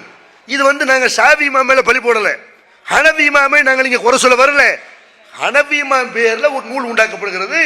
அது ஹனபி இமாமுடைய கருத்துக்கள் என்று, அவருடைய மதுஹபை பின்பற்றக்கூடியவருடைய கருத்துக்கள் என்று மாணவர்களுக்கு போதிக்கப்படுகிறது. அது மார்க்க என்று நம்ப வைக்கப்படுகிறது. ஷாஃபி மதுஹப் பெயர்ல, அவர் பெயர்ல ஒரு கிதாபு எழுதப்படுகிறது. அது அவருடைய கருத்துக்கள் என்று அது பின்பற்ற வைக்கப்படுகிறது. அது ஷாஃபி இமாம் சொன்ன மாதிரி இருக்கணுமா இல்லையா? ஹனபி இமாம் சொன்ன மாதிரி அறிவு படைத்த ஒரு ஆளு சொன்ன மாதிரி இருக்கணுமா இல்லையா? மதுஹப் கிதாபுகளை நீங்க எடுத்துக்கொண்டீர்களே ஆனால் அவ்வளவு உளறல்கள் அதுல இருக்கிறது நீங்க பார்க்கலாம். எப்படி எல்லாம் இருக்கிறது ஒரு இதுல நீங்க பார்க்கலாம். மதுஹப் கிதாபுகள் ஹனபி மதுஹபில் எழுதி வைத்திருக்கிறார்கள். என்பகை எவ்வளவு ரீககு, ஒரு ஆள் பல்லு விளக்குறாருல, மிஸ்வாக்கில் பல்லு விளக்குறாரு, அல்ல பிரஷ்ல பல்லு விளக்குறாரு. இந்த மாதிரி பல் விளக்கி விட்டு நம்ம பல்லு விளக்கின பிறகு என்ன செய்வோம்? எல்லாரும் என்ன செய்வோம்? பல் விளக்கிட்டு பல் விளக்கணும் செய்விய துப்பு வைங்கல்ல, எச்சி, அந்த எச்சி யார முழுங்குவோமா? முழுங்கணும் இமாம்கள் சொல்கிறார்கள். முழுங்க வேண்டும் என்று மதுஹப் சொல்கிறது. மருத்துவர்கள் சொல்ற நமக்கே விளங்குது, மருத்துவர் சொல்ல விடுங்க. நம்ம அறிவுக்கு விளங்குகிறது, நம்ம சிந்திக்கிறோம். இது எல்லாமே இரவுல நம்ம சாப்பிட்ட அந்த பொருள்கள்லாம் அப்படியே என்ன செய்யுது, அது வந்து பாய்சனாக மாறுகிறது, அது வந்து அழுகி போகிறது, அது ஒரு மாதிரி கெட்டு போகிறது. அது ராத்திரில பல்ல விலைக்கு என்ன செய்ய, பகல்ல பல்ல விலைக்கு அதை நம்ம துப்புறோம். அதனால இப்படி துப்ப வேணாம். நீங்கள் வந்து என்ன செய்யணும், அந்த எச்சில் கொடுவாய் எச்சில வந்து விழுங்கிவிட வேண்டும். காலையில வாயில ஊறக்கூடிய எச்சில் இருக்குல்ல, அந்த எச்சிலை நீங்கள் விழுங்கிவிட வேண்டும் என்று, விழுங்குறது அவசியம் என்று மதுஹப் கிதாபுகள் இப்படி எழுதி வைத்திருக்கிறார்களே, இதுதான் அறிவுபூர்வமான சட்டமா? இது குர்ஆன்ல வந்து எந்த இடத்துல இந்த சட்டத்துக்கு ஆதரவு இருக்கிறது, எந்த ஹதீஸுக்கு இந்த சட்டத்தில் ஆதரவு இருக்கிறது? இப்படி வந்து ஒரு உளறலாக இருக்கிற நீங்க பாக்குறீங்க. அதே மாதிரி பாருங்க, மதுஹப் கிதாபுல யானத்து தாலிபின் என்று சொல்லக்கூடிய ஷாபி இமாமுடைய அந்த மதுஹப் நூலாக இருக்கக்கூடிய மார்சாக்களை பாடமாக நடத்தக்கூடிய அந்த கிதாபில் எழுதுகிறார்கள், வமின் ஹவாசிர் ரஹீமி, ரஹீம் என்ற வார்த்தை இருக்கல, அல்லாஹ்வுக்கு நிறைய சிஃபத்துகள் பண்புகள் இருக்கிறது, அதுல ரஹீம்னு ஒரு வார்த்தை இருக்கு. இந்த வார்த்தையினுடைய சிறப்பு என்று எழுதுகிறார்கள், அன்மன் கத்தபஹு ஃபீ வரக்கத்தின் இஹ்தா வ மர்ரத்தன் வ அல்லகஹ அலா சாயிபி சுதாயி பரிய பிஇذنில்லாஹ். ஒரு ஆள் ரஹீம் என்ற வார்த்தையே அவர் வந்து என்ன செய்றாருன்னா 21 தடவை ஒரு பேப்பர்ல எழுதுறாரு. அதை எழுதி ஒரு பைத்தியக்காரனுடைய கழுத்துல தொங்க விடுவாரே, ஆனால் அல்லாஹ்வுடைய அந்த அனுமதியின் பிரகாரம் அவருக்கு ஏற்பட்ட பைத்தியம் தெளிஞ்சிரும். பைத்தியம் தெளிகிறதுக்கு என்ன வழி சொல்றாங்க? பைத்தியம் தெளிகிறதுக்கு மருத்துவ தேவை இல்லை. பைத்தியம் தெளிகிறதுக்கு ரஹீம் என்ற வார்த்தை 21 தடவை எழுதி தொங்க விட்டோமே, ஆனால் அந்த பைத்தியம் தெளிஞ்சிரும். இப்படி ஒன்று செய்யறாங்க. ஒரு தலைவலி ஏற்பட்டவனுக்கு 21 தடவை இதை கழுத்துல தொங்க விட்டால், 21 தடவை எழுதி என்ன செய்யணுமா, கழுத்துல தொங்க விடணுமா, இதனால தலைவலி போயிடும். அது நேரத்தில் இதை வந்து பைத்தியக்காரனுடைய அந்த கழுத்துல மாற்றுவோமையானால், அவனுடைய காதில் அதை சொல்லுவோமையானால் ரஹீம் ரஹீம்னு சொல்லணுமா. ஒரு ஆளு கடுமையான தலைவலியா இருக்கிறது, அவருக்கு என்ன செய்யணும், இந்த ரஹீம்ங்கிற வார்த்தை 21 தடவை எழுதி அதை அவருடைய கழுத்துல தொங்க விட்டு விடுவோமையானால் உடனே அவருக்கு ஏற்படுற தலைவலி போயிடும். ஒரு பைத்தியக்காரன் இருக்கிறான், அவன் காதுல இதை சொல்லணுமா, 21 தடவை இதே மாதிரி சொல்லிவிட்டால் அஃபாகமின் சாத்திகி பிஇذنில்லாஹ், அல்லாஹ்வுடைய அனுமதியின் பிரகாரம் அந்த செகண்ட் அந்த வினாடியே அவருக்கு ஏற்பட்ட பைத்தியம் தெளிந்து விடும். இப்படின்னு யான் அவள் எழுதி வச்சிருக்கிறாங்களே, இந்த மாதிரி பைத்தியக்காரன் கழுத்துல இதை மாட்டுங்க, அவன் காதுல இதை சொல்லுங்க, தலைவலிக்கு ரஹீம்ங்கிற வார்த்தை 21 தடவை சொல்லுங்க, இப்படி சொன்ன தலைவலி போயிடும். இப்படின்னு அல்லாஹ்வுடைய ரசூல் சொன்னாங்களா? சூரத்துல் பாத்தியா ஓதுவீர்கள் ஆனால் அது வந்து மந்திரிப்பதற்கு தகுதியான ஒரு சூறான்னு சொன்னாங்க. ஓதி பார்க்கிற ஒரு ஆளுக்கு அழகும் சூறா கூட ஓதி தெரியல, நோய்வாய்ப்பட்டிருக்கிறாரு, அவருக்கு நீங்கள் ஓதி விடுவீர்களே ஆனால் அது வந்து ஓதி பார்ப்பதற்கு தகுதியான சூறா என்று அல்லாஹ்வுடைய தூதருடைய அங்கீகாரம் இருக்கிறது. குல்லோது பிறப்பின் நாசு, குல்லோது பிறப்பின் ஃபலக்கு, குலுஹொல்ல ஆகிறது. இந்த சூறாக்களை நோய்க்காக நபி ஸல்லல்லாஹு அலைஹி வஸல்லம் ஓதி பார்த்திருக்கிறார்கள். அப்ப இதை ஒருத்தர் நோய் ஏற்படும் போது அவரை ஓதி என்ன செய்யலாம், அதை ஊதிக்கலாம். அது ஒரு துவா, அது முஅவ்விதத்தை என்று அதுக்கு பாதுகாப்பு தேடக்கூடிய வசனங்கள் என்று அதுக்கு பேர் இருக்கிறது. அப்ப அந்த சூறாக்களை கொண்டு அல்லாஹ்ட்ட பாதுகாப்பு தேடுற ஹதீஸ்கள் இருக்கிறது. ஆனால் அந்த சூறாக்களை படிக்காம அந்த சூறாவை கழுத்தில் எழுதி மாட்டிக்கொண்டால் அதன் மூலமாக தலைவலி போகுது. இப்படின்னு எழுதி வச்சிருக்காங்க பாருங்க. இதை பார்த்தா தாயத்தை உண்டாக்குனாங்க. இந்த மதுஹபை பார்த்துதான் அப்ப வந்து தாயத்துன்னு என்ன செய்யறாங்க, நாங்க அல்லாஹ்வுடைய பேர் தான் எழுதுறோம், நாங்க வந்து குர்ஆன் வசனத்தை தான் எழுதுறோம், நல்ல வார்த்தைகளை எழுதுனா அதை கழுத்துல மாட்டி விட்ட நன்மை தானே. அப்ப நன்மைன்னு யார் சொன்னது? ஒரு ஆள்கிட்ட நீங்க ஒரு மருத்துவர்கிட்ட போறீங்க, டாக்டர்கிட்ட போறீங்க, உங்களுக்கு உடம்பு சரியில்லை, டாக்டர் என்ன செய்வாரு, ஒரு சீட்ல வந்து மருந்து எழுதி தருவாரு, அதை கொண்டு போய் கடையில கொடுத்து அதுக்கான மாத்திரை வாங்கி சாப்பிடுவீர்களே, ஆனால் உங்களுடைய நோய் குணமாகும். அவர் கொடுக்குற பேப்பர் எடுத்து ஒருத்தர் கழுத்துல மாட்டிக்கிட்டான்டா, ஆனா அனாலஜின்னு கழுத்துல மாட்டிக்கிறான்னு வைங்க, ஒரு வயிற்று வலி காரணம் செய்யறான், லோபாருன்னு கழுத்துல மாட்டிக்கிறான். டாக்டர் கொடுத்த சீட்டை தாயத்துக்குள்ள அடைச்சி அதை கழுத்துல மாட்டிக்கொள்வானே, ஆனால் அதனால் அவனுக்கு நன்மை கிடைக்குமா? நன்மை கிடைக்காது. அந்த மாதிரி ஒரு பைத்தியக்காரத்தனத்தை தான் இந்த மதுஹபின் பேர்ல இவர்கள் சொல்லித் தருகிறார்கள். இப்ப நம்ம கேட்கிற என்ன, குர்ஆன் ஹதீஸ் அடிப்படையில் தான் மதுஹபுகள் உண்டாக்கப்பட்டிருக்கிறது. சட்ட வல்லுநர்கள், குர்ஆன் ஹதீஸ்ல ஆய்வு திறமை படைத்தவர்கள், அவங்க தான் மதுஹபை உண்டாக்கி இருக்கிறார்கள் என்றால் அவங்களுடைய அந்த ஆய்வின் முடிவு தான் மதுஹப் என்றால் இதுக்கு என்ன குர்ஆன் வசன ஆதாரம், இந்த பைத்தியக்காரத்தனமான சட்டத்துக்கு எந்த ஹதீஸ் ஆதாரம் அப்படின்னு உலமாக்கள் சொல்லணுமா இல்லையா? அதே மாதிரி பாருங்க, இந்த மதுஹப் கிதாபுகள் எழுதி வைத்திருக்கிறார்கள். ஒரு ஆளுக்கு மூக்கு உடைஞ்சிருச்சு, மூக்கு உடைஞ்சா என்ன செய்யணும், மூக்கு உடைஞ்சா டாக்டர்கிட்ட போகணும். இவங்க பாருங்க மதுஹப் சட்டம்டா, எதுக்கு சட்டம் சொல்லி தரணும், எப்படி துழுவுறது, எப்படி நோம்பு வைக்கிறது தான் சொல்லணும். நிறைய வைத்தியம் பெரிய டாக்டர் நினைப்பு, பெரிய எம்பிபிஎஸ் படிச்சுட்டு வந்த மாதிரி என்ன செய்யறாங்க, உட்கார்ந்து சட்டம் எல்லாம் அல்லாஹ்வுடைய தூதருடைய பேரை பயன்படுத்தி இஸ்லாத்தின் பெயரை பயன்படுத்தி குர்ஆனுடைய பெயரை பயன்படுத்தி நீங்கள் நம்புகிற ஹனபி மதுஹப் ஷாஃபி மதுஹப் என்ற அவங்க பெயரால் எழுதப்பட்டிருக்கிற அந்த நூல்களை எழுதி வைத்திருக்கிறார்கள். லவ் ராஃப ஒரு ஆளுக்கு மூக்கு உடைந்து போய்விட்டது என்றால் ஃபகதபல் ஃபாத்தியத பித்தமி அலா ஜபஹத்திஹி வ அன்ஃபிஹி ஜாஸல் இஸ்திஸ்பா அவர் என்ன செய்யலாம், மூக்கு உடைஞ்ச ஒரு ஆளுக்கு அவருடைய ரத்தத்திலேயே நெத்தியில் எழுதணுமா. எது எழுதணும்? அல்ஹம்து சூராவை எழுத வேண்டும். அவருடைய மூக்குகளை அல்ஹம்து சூரா எழுதணும். அவ்வளவு தூரம் எழுத முடியுமா? நெத்தியில் அவ்வளவு பெரிய சைஸ போர்ட பிளாக் போடாது, நெத்தியில் எழுதணுமா. ஒரு ஆளுக்கு மூக்கு உடைஞ்சு ஆஸ்பத்திரிக்கு போவீங்களா? மூக்கு உடைஞ்சுன்னா நீங்க அவருடைய ரத்தத்தை வைத்து நெத்தியில் எழுதுவீர்களே ஆனால் அல்ஹம்து சூராவை அவருடைய மூக்களை எழுதுவீர்களே ஆனால் ஜாஸல் இஸ்திஸ்பா அந்த மாதிரி ஒரு நிவாரணம் கிடைக்கும் என்று இருக்குமே ஆனால் அந்த மாதிரி செய்து கொள்ளலாம். ஆனால் அதே மாதிரி பவுலி ஐலன் அவருடைய சிறுநீர் இருக்குல்ல, சிறுநீர்ல அதே மாதிரி எழுதிக்கலாம். சிறுநீரை பிடிச்சி கூட என்ன செய்யலாமா? ஒரு ஆளுக்கு மூக்கு உடைந்து விட்டது என்று சொன்னால் நெத்தியில் அல்ஹம்து சூராவை எழுதலாம் சிறுநீரை வச்சு. குர்ஆனை இதை விட இவனை கேவலப்படுத்த முடியுமா? அல்லாஹ்வுடைய வேதத்தை சூரத்துல் ஃபாத்தியா உம்முல் குர்ஆன் என்று பெயர் பெற்ற இந்த சூரா திரும்ப திரும்ப ஓதப்படக்கூடிய வசனங்கள் அல்லாஹ் சொல்றானே, இந்த திருக்குர்ஆனுடைய தாயாக தோற்றுவாயாக இருக்கக்கூடிய இந்த சூறாவை எப்படி இந்த ஆளுங்க கிண்டல் பண்றாங்கன்றா, ரத்தத்தில் அதை எழுதுனா நெத்தில எழுதுனா அதனால அந்த மூக்கு சரியாயிரும், சிறுநீரில் அதை எழுதுனா சரியாகிவிடும் என்றெல்லாம் மதுஹப்ங்கிற பெயர் எழுதி வைத்திருக்கிறார்களே. இந்த மாதிரி மூலம் அப்படி யாராவது ஒரு மருத்துவர் இப்படி சொல்லுவானா? மருந்து ஒரு லேபிள கொடுத்தா அந்த மாதிரி இது இருக்குன்னு சொல்லுவானா? அதுல கடைசியில் அதை எழுதுறாங்க. எப்படி எழுதுறாங்க? லாக்கின் லம் யுன்கல் ஆனால் இதன் மூலமாக நிவாரணம் கிடைக்கும் என்று எந்த தகவலும் இல்லை. உங்களுக்கு தகவல் கிடைத்தால் பின்னாடி மருத்துவர்கள் கண்டுபிடித்தால் நீங்க பயன்படுத்திக்கலாம் இப்படிங்கிற மாதிரி உளறி வைத்திருக்கிறார்களே. அப்ப இது இதுக்கு என்ன ஆதாரம்? ரசூலுல்லாஹ் இந்த மாதிரி சொன்னாங்களா? எந்த ஹதீஸ் அடிப்படையில் இந்த மாதிரியான ஒரு சட்டங்கள் எழுதி வைத்திருக்கிறார்கள்? குர்ஆன் ஹதீஸுக்கு முரணாக குர்ஆன் ஹதீஸில் உள்ளதை கேலி செய்யக்கூடிய கிண்டல் செய்யக்கூடிய வகைகளில் தான் எல்லா சட்டங்களும் இருப்பதை நீங்கள் பார்க்கலாம். அதே மாதிரி பாருங்க, எழுதுறாங்க நபிகள் நாயகம் ஸல்லல்லாஹு அலைஹி வஸல்லம் சொல்றாங்க சல்லு கபில் மக்ரிப், மக்ரிபுக்கு முன்னாடி நீங்க தொழுவுங்க, மக்ரிபுக்கு முன்னாடி தொழுவுங்க 3 தடவை சொல்றாங்க. மக்ரிபுக்கு முன்னால் நீங்கள் விரும்பினால் தொழுவுங்கள் என்று பெருமானார் ஸல்லல்லாஹு அலைஹி வஸல்லம் கடைசியா ஒரு தடவை சொல்றாங்க. மக்ரிபுக்கு முன்னாடி இல்ல தொழுகைக்கு முன்னாடி எப்படி ஒரு தொழுகை இருக்குதோ, ஃபர்லான தொழுகைக்கு முன்னாடி ஒரு சுன்னத்தான தொழுகை இருக்கிறதோ, மக்ரிபுக்கு முன்னாடி ஒரு சுன்னத்தை தொழுவுங்கள் என்று அல்லாஹ்வுடைய தூதர் சொல்கிறார்கள். ஆனால் இவங்க எழுதி வச்சிருக்கிறாங்க ஹனபி மதுஹபுடைய ஹிதாயாங்கிற நூலில் எழுதி வைத்திருக்கிறார்கள் வலாயுத்த நஃபலு பாதல் குருபி கபுல் ஃபர்லி ஐ கபுல் ஸலாத்தில் மக்ரிபி, மக்ரிபு தொழுகைக்கு முன்னாடி அதாவது ஃபர்லுக்கு முன்னாடி சூரிய மறைந்த பிறகு, சூரியன் மறைஞ்ச உடனே மக்ரிப் ஆரம்பிக்கும். சூரியன் மறைந்த பிறகு ஃபர்ல ஆரம்பிக்கிறதுக்கு முன்னாடி எந்த சுன்னத்தான வணக்கங்களும் கிடையாது. இப்படி என்ன செய்யறாங்க? அந்த சட்டம் எழுதி வைத்திருக்கிறார்கள். ரசூலுல்லாஹ் சொல்றாங்க மக்ரிபுக்கு முன்னாடி சுன்ன தொழுவுங்கண்டு. இவங்க சட்டம் சொல்றாங்க அந்த மாதிரி மக்ரிபுக்கு முன்னாடி சுன்ன தொழுவக்கூடாது. ஏன் தொழுவக்கூடாது? ஃபர்ல லேட் ஆயிரும். அப்ப ஃபர்ல லேட் ஆயிரும் ரசூலுல்லாஹ்வுக்கு தெரியாதா? ஏன் ரசூலுல்லாஹ் சொன்னாங்க?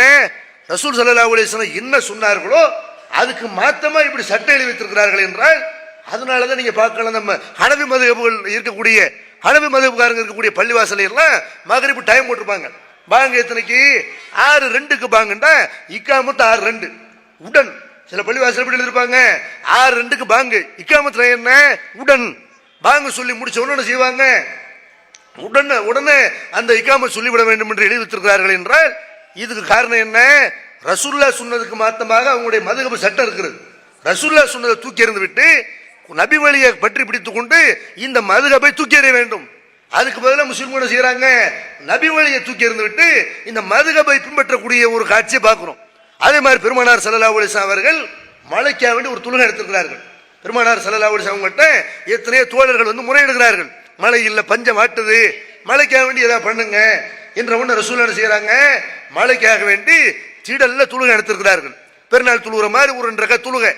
அந்த தொழுகைக்கு முன்னாடி மிம்பரை கொண்டு போய் வைத்து மிம்பர்ல நின்று பெருமானார் ஸல்லல்லாஹு அலைஹி வஸல்லம் பிரார்த்தனையிலே ஈடுபட்டிருக்கிறார்கள்.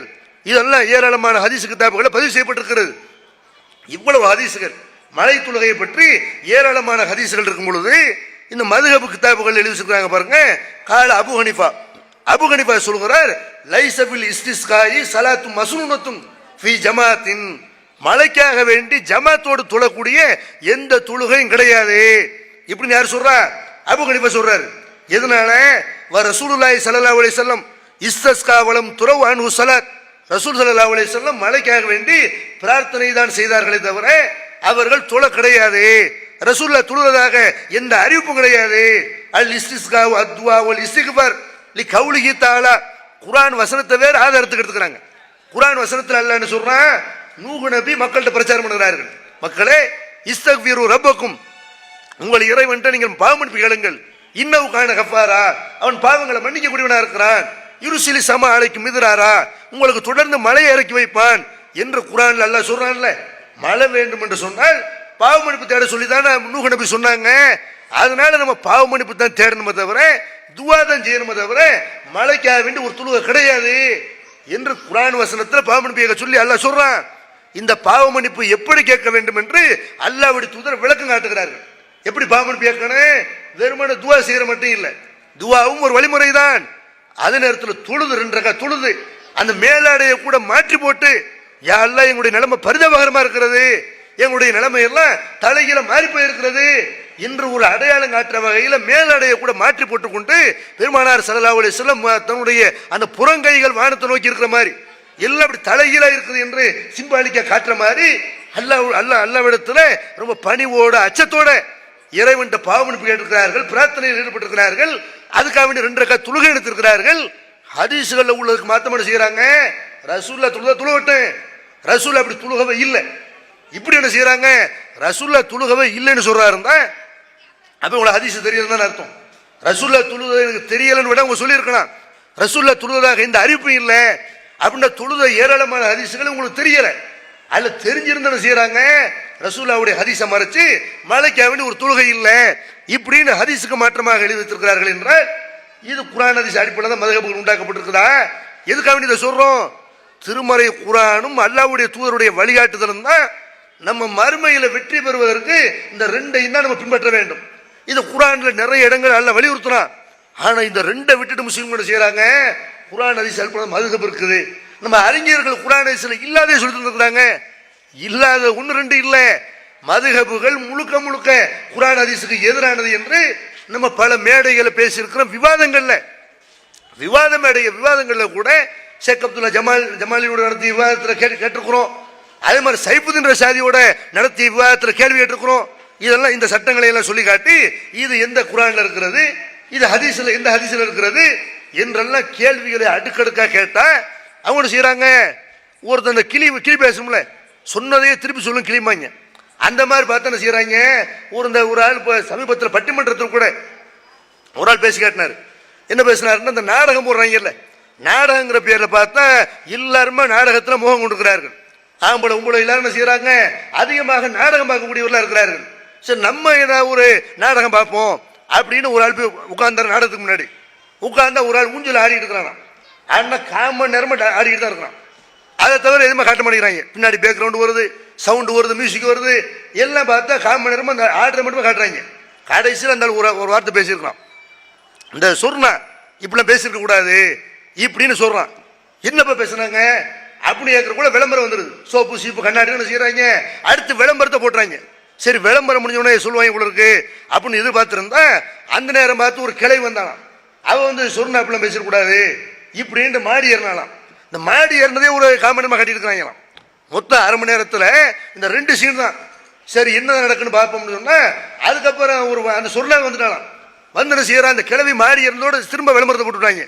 சோப்பு வேணுமா, அந்த ஷாம்பு வேணுமா, பிரஷ் வேணுமா இப்படின்னு அதுக்கு ஒரு 2 டான்ஸை போட்டு விளம்பரம். சரி இப்போ அது சொல்லுவாங்கன்னு பார்த்தா சொர்ணாவே வந்திருக்கிறான். நான் அந்த மாதிரி சொல்லியிருக்க கூடாது, என்னடா சொல்லியிருக்க கூடாது அப்படின்னு சரி அவளா சொல்லுவான்னு பார்த்தா தொடர்ந்து போட்டாங்களாம். இந்த மாதிரி பார்த்தா ஒரு சீனை உட்கார்ந்து 1/2 மணி நேரமா ஒரு மெசேஜும் இல்லை, அதையே 1/2 மணி நேரம் சொல்லிட்டு போய் பாருங்க. இந்த மாதிரி விவாத மேடையில் உட்கார்ந்து கொண்டு நம்ம ஒன்று கேட்டா பதில் சொல்றங்கிற பேர் என்ன செய்யறாங்க, அந்த டயத்தை ஓட்டுக்கிறார்களே தவிர எந்த விதமான ஆன்சரும் வரல. அப்ப என்ன செய்யறாங்க பார்த்தா ஒரு கேள்விக்கு ஆன்சர் இல்லை. நம்ம எதுக்காக சொல்றோம்னு சொன்னா அந்த ஆலிம்களுக்கு முன்னாடி இதை தெரியாத பாமர மக்கள் முன்னாடி இதை நாங்கள் பேசவில்லை, மார்க்க அறிஞர்கள் முன்னாடி கேள்வி கேட்கிறோம். மதுஹப் கிதாபுகளில் உள்ள அந்த ஆபாசமான சட்டங்களை, அபத்தமான சட்டங்களை, உளறல்களை கேள்வியை கேட்டா எந்த பதிலும் இல்லை, வெக்கி தலை குனிந்து நிற்கிறார்கள் என்றால் நம்ம என்ன விளங்கணும், குர்ஆன் ஹதீஸை விட்டு நம்மளை வேற பாதையில் கொண்டு செல்கிறார்கள், நம்மளை வழி எடுத்து விடுவார்கள், இவர்கள் ஏதோ ஒரு லாபத்துக்காக இதை செய்கிறார்கள் என்று மக்கள் விளங்க வேண்டாமா? எப்படி நடிச்சிருக்கிறாங்க? இப்ப பல் விளக்குற எல்லாரும் எப்படி விளக்குவோம்? எல்லாம் பிரஸ்ல தான் விளக்குறோம். அதனால அந்த காலத்தில் கையில விளக்கினார்கள். ஒரு மண்ணில் வைத்து விளக்கும் பொழுது, பல்பொடி வைத்து விளக்கும் பொழுது கையில விளக்குவோம். இந்த மதுஹப் கிதாபுகள் எழுதிச்சிருக்காங்க பாருங்க. இதுக்கு ஒரு சட்டம். என்ன சட்டம்? அதாவது என்ன பண்ணணும்னு கேட்டா, வல் அஃலலு அன் யஸ்தாக பி சபாபத்தைனி, அதாவது யபுது பி சபாபத்தில் யுஸ்ரா சும்ம பில் யும்னா வ இன்ஷா இஸ்தாக பி இஹ்மாமிஹிம் யும்னா அப்படி என்ன செய்றாங்க எழுதிச்சிருக்காங்க. என்ன எழுதிச்சிருக்காங்க? அதாவது இடது ஆட்காட்டி விரல், அதே மாதிரி வலது ஆட்காட்டி விரல், இந்த ரெண்டு விரலை கொண்டு பல் துலக்குற சிறந்தது. ஒண்ணு இந்த கையில விளக்கலாமா, இல்லாட்டி இந்த கையில விளக்கலாம். இதுல இடது கை ஆட்காட்டி விரலாலையும் அப்புறமேல வலது கை ஆட்காட்டி விரலாலையும் விளக்குறது சிறந்தது. பல்லு விளக்குறதுக்கு சட்டம் சொல்றாங்க. இப்படி இருந்தா ஆரம்பிக்கணுமா, இப்படி ஆரம்பித்து விட்டு அப்புறமேல இப்படி ஆரம்பிங்க. இப்படி செய்யறாங்க. இப்படி பல் விளக்குற ரெண்டு விரல் உள்ள போகும். முதல்ல ரெண்டு விரல இங்கிட்டு இப்படி விளக்கணும், இப்படி விளக்கணும் செய்யறாங்க. அந்த மாதிரி இடது கையில ஒருத்தன் விளக்குவானா? பாத்ரூம் போயிட்டு வந்து பல் விளக்குமா, அந்த கை கொண்டு இப்படி வாயில வைப்பான். இந்த மாதிரி இடது கை விரலால தான் பல் விளக்குற சிறந்தது அப்படின்னு எழுதி வச்சிருக்காங்களே. இந்த மாதிரி ரசூலா சொன்னாங்களா? எந்த கையால் விரலை பல்லை விளக்க வேண்டும் என்றெல்லாம் ரசூலா வந்து அதுக்கு ஒரு மேவு போட்டு கொடுத்தார்களா? ரசூல் ஸல்லல்லாஹு அலைஹி வஸல்லம் சொல்லாத எல்லாம் மார்க்கம்ங்கிற பேர் எழுதி வைத்திருக்கிறார்களே. இதுக்கு என்ன ஆதாரம்? உலமாக்கள்கிட்ட கேட்கணுமா இல்லையா? மார்க்க அறிஞர்கள், மதுஹபை நியாயப்படுத்தக்கூடிய மார்க்க அறிஞர்கள்ட்ட நீங்க கேட்கணும். இந்த மாதிரி உளறி வச்சிருக்கிறீங்களே, பல் விளக்குறதுக்கு ஒரு சட்டத்தை எழுதி வச்சிருக்கிறீங்களே, இது ரசூல்லா இங்க சொன்னாங்கன்னு கேட்கணுமா இல்லையா? அதே மாதிரி என்ன செய்யறாங்க? தொழுகையில வலஃபுது சலாமி மர்ரத்தைனி ஃபஸானி வாஜிபுன் அஸகி புர்ஹானுன் தூன அலைக்கும். ஒரு ஆள் தொழுகையில தொழுகை முடிச்சோட சலாம் கொடுப்போம்ல, இந்த சலாம் கொடுக்கறதுல ரெண்டு சலாம் ரசூல்லா கொடுத்தார்கள். ரெண்டு பக்கமும் திரும்பி சலாம் கொடுப்பது தான் அது நபி வழியில உள்ளது. ஆனா அவங்க எழுதி வச்சிருக்காங்க, ஹனபி மதுஹபில் துருல் முக்தாருங்கிற அந்த நூல்ல எழுதி வைத்திருக்கிறார்கள். அதாவது ரெண்டாவது சலாம் கொடுக்குறோம்ல, அதுதான் வாஜிபு. முதல்ல கொடுக்குற சலாம் இருக்குல்ல, இது வாஜிபு கிடையாது. ஒரு பக்கம் சலாம் கொடுத்தால் போதும் என்று தொழுகையில ரெண்டு சலாம் கட்டாயம் கிடையாது. ஒரு சலாம் தான் கட்டாயம், இன்னொரு சலாம் விரும்பினால் கொடுத்துக் கொள்ளலாம் என்று சட்டம் எழுதி வைத்திருக்கிறார்களே. இப்படி ரசூல்லா சொன்னாங்களா? ஒரு பக்கம் மட்டும் சலாம் கொடுத்தால் போதும் என்று ரசூல்லா சொன்னாங்களா? ரசூல் ஸல்லல்லாஹு அலைஹி வஸல்லம் ரெண்டு பக்கம் திரும்பி சலாம் கொடுத்திருக்கும் போது அதுக்கு மாத்தமா ஒரு பக்கம் திரும்பினா போதும் எழுதி வைத்திருக்கிறார்களே. இது எப்படி ரசூல்லா சொன்ன மாதிரி இந்த மதுஹப் உண்டாக்கப்பட்டிருக்குது? ரசூல்லா சொன்னதுக்கு நேர்மாத்தமா பண்ணிருக்கிறாங்க. அதே மாதிரி பாருங்க, இப்ப தொழுகையில நம்ம ஓதுறோம். தொழுகையில தமிழ்ல துவா செய்யலாம்னு கேட்டு பாருங்களேன். யாராவது ஒரு ஆலிம் சண்டை போய் அத்தையாத்துல இருக்கிறோம், சஜிதால இருக்கிறோம், தமிழ்ல துவா கேட்கலாமா? தமிழ்ல வரக்கூடாது, உள்ள தமிழ்ல வரக்கூடாமாங்க. ரசூல் ஸல்லல்லாஹு அலைஹி வஸல்லம் சஜிதாவுல துவா கேட்க சொல்லி சொல்றாங்க. நீங்க சஜிதாவுல துவா கேளுங்க, அதிகமா கேளுங்க. ஏன்? அதுதான் அல்லாஹ்விடத்துல நீங்க நெருக்கமா இருக்கிற நேரம், ஒருத்த பணிவை முழுமையாக வெளிப்படுத்துற நேரம். அதனால சஜிதாவுல நிறைய துவா கேளுங்கள் என்று பெருமானார் ஸல்லல்லாஹு அலைஹி வஸல்லம் சொல்றாங்க. அத்தையாத்தை அதே மாதிரி சொல்றாங்க. இந்த கடைசி இருப்பு இருக்குல்ல, ஒவ்வொரு ரெண்டு ரக்காத்துலயுமே அத்தையாத்து ஓதிய பிறகு ஸலவாத் ஓதிய பிறகு நீங்கள் விரும்பினதை கேளுங்கள் என்று பெருமானார் ஸல்லல்லாஹு அலைஹி வஸல்லம் சொல்றாங்க. ஒரு வார்த்தையை சொல்லி கொடுத்து இதை சொல்லுங்கண்டா அரபியில தான் நம்ம சொல்லணும். நீங்க விரும்பினதை கேளுங்கள் என்று சொன்னார்களே, ஆனால் நம்ம எந்த மொழியில வேணாலும் கேட்டுக்கலாம். அப்ப அந்த மாதிரி ரசூலுல்லாஹி ஸல்லல்லாஹு அலைஹி வஸல்லம் அத்தையாத்துலயும் சஜிதாவிலையும் கேட்க சொல்லி இருக்கும் பொழுது இவங்க என்ன செய்யறாங்க? தமிழ்ல உள்ள வரக்கூடாது, தொழுகைன்னு அரபி தான் இருக்கணும் இப்படி சொல்றாங்கல்ல. அதே நேரத்தில் உங்களுடைய மதுஹப் கிதாப்னு சொல்லு தெரியுமா? நீங்க அல்ஹம்து சூராவோ துணை சூறா ஓதுறீங்க, துவாவே இல்லை. நீங்கள் அல்ஹம்து சூராவா இருந்தாலும் சரி, மற்ற சூறாவா இருந்தாலும் சரி, இந்த சூறாக்களை அரபி மொழியில தான் ஓதணும்னு அவசியம் கிடையாது. கரபில் பாரிசியா, பாரசீக மொழியிலே ஓதலாம். பாரிசி மொழி இருக்குல்ல, அந்த மொழியில ஓதலாம். அவி தௌராத் இருக்கிற குரானத்தை ஓதணும் இல்லை. நீங்க தௌராத் பைபிள் இருக்கிற பழைய ஏற்பாடு இருக்குல்ல, அதையும் படிக்கலாம். அவள் இஞ்சியிலி அல்ல இஞ்சியில் இருக்கிற புதிய ஏற்பாடுன்னு சொல்றாங்கல்ல, அதை நீங்க படிக்கலாம். அல்லாஹ்வுடைய தொழுகையில அல்லாஹ் தொழும்போது எப்படி சொல்றாங்க? அல்லாஹ் சொல்றான் தௌராத்து இஞ்சியிலும் கலப்படம் செய்யப்பட்டிருக்கிறது. அதுல பாதிரிமார்கள்லாம் மத குருமார்கள் அதுல கை வைத்து விட்டார்கள். தங்களுடைய கரத்தால் ஒரு நூலை எழுதிவிட்டு அது அல்லாஹ்வுடைய வேதம்னு சொல்றான். இவனுக்கு கேடுங்கிறான். இந்த ஆளுங்க என்ன செய்யறாங்க? மதுஹப்ங்கிற பேர்ல தௌராத் இஞ்சிலாம் இருக்கத்தான் செய்யுது, அதுல நல்ல விஷயங்கள்லாம் இருக்கத்தான் செய்யுது. அது நீங்க எப்படி பார்க்கணும்? இன் கிஸ்ஸத்தன் துஃப்ஸிது, இந்த வரலாறு இருக்குல்ல, கதை இருக்குல்ல, ஒவ்வொரு இறை தூதர் பேர்லயும் வரலாறுகள் இருக்கும். அந்த வரலாறை படிச்சிடக்கூடாது. இந்திக்கிறல்லா அறிவுரை சொல்லப்பட்டிருக்கும்ல, நீங்க தொழுவுங்க, நோம்புவீங்க, திருடாதீங்க, போய் சொல்லாதீங்க. இந்த மாதிரி அறிவுரைகள் பழைய ஏற்பாட்டில் புதிய ஏற்பாட்டில் இருக்குமையானால் நீங்கள் அதை தொழுகையில ஓதலாம் என்று அல்லாஹ்வுடைய வேத வசனங்களை ஓதக்கூடிய இடத்துல பழைய ஏற்பாடை புதிய ஏற்பாடை ஓதலாம் என்று இப்படி சொல்றாங்களே, பைபிளை படிக்கலாம் என்று சொல்கிறார்களே, இது இந்த மாதிரி ரசூல் இப்படி சொல்லியிருப்பாங்களா? ரசூல்லா அவங்க இப்படி சொன்னாங்களா? இந்த மாதிரி ரசூல்லா சொல்லாத ஒண்ணு, அல்லாஹ்வுடைய தொழுகையோட விளையாடக்கூடிய ஒண்ணு எது வேதமாவே இப்ப இல்லைங்கிறான்.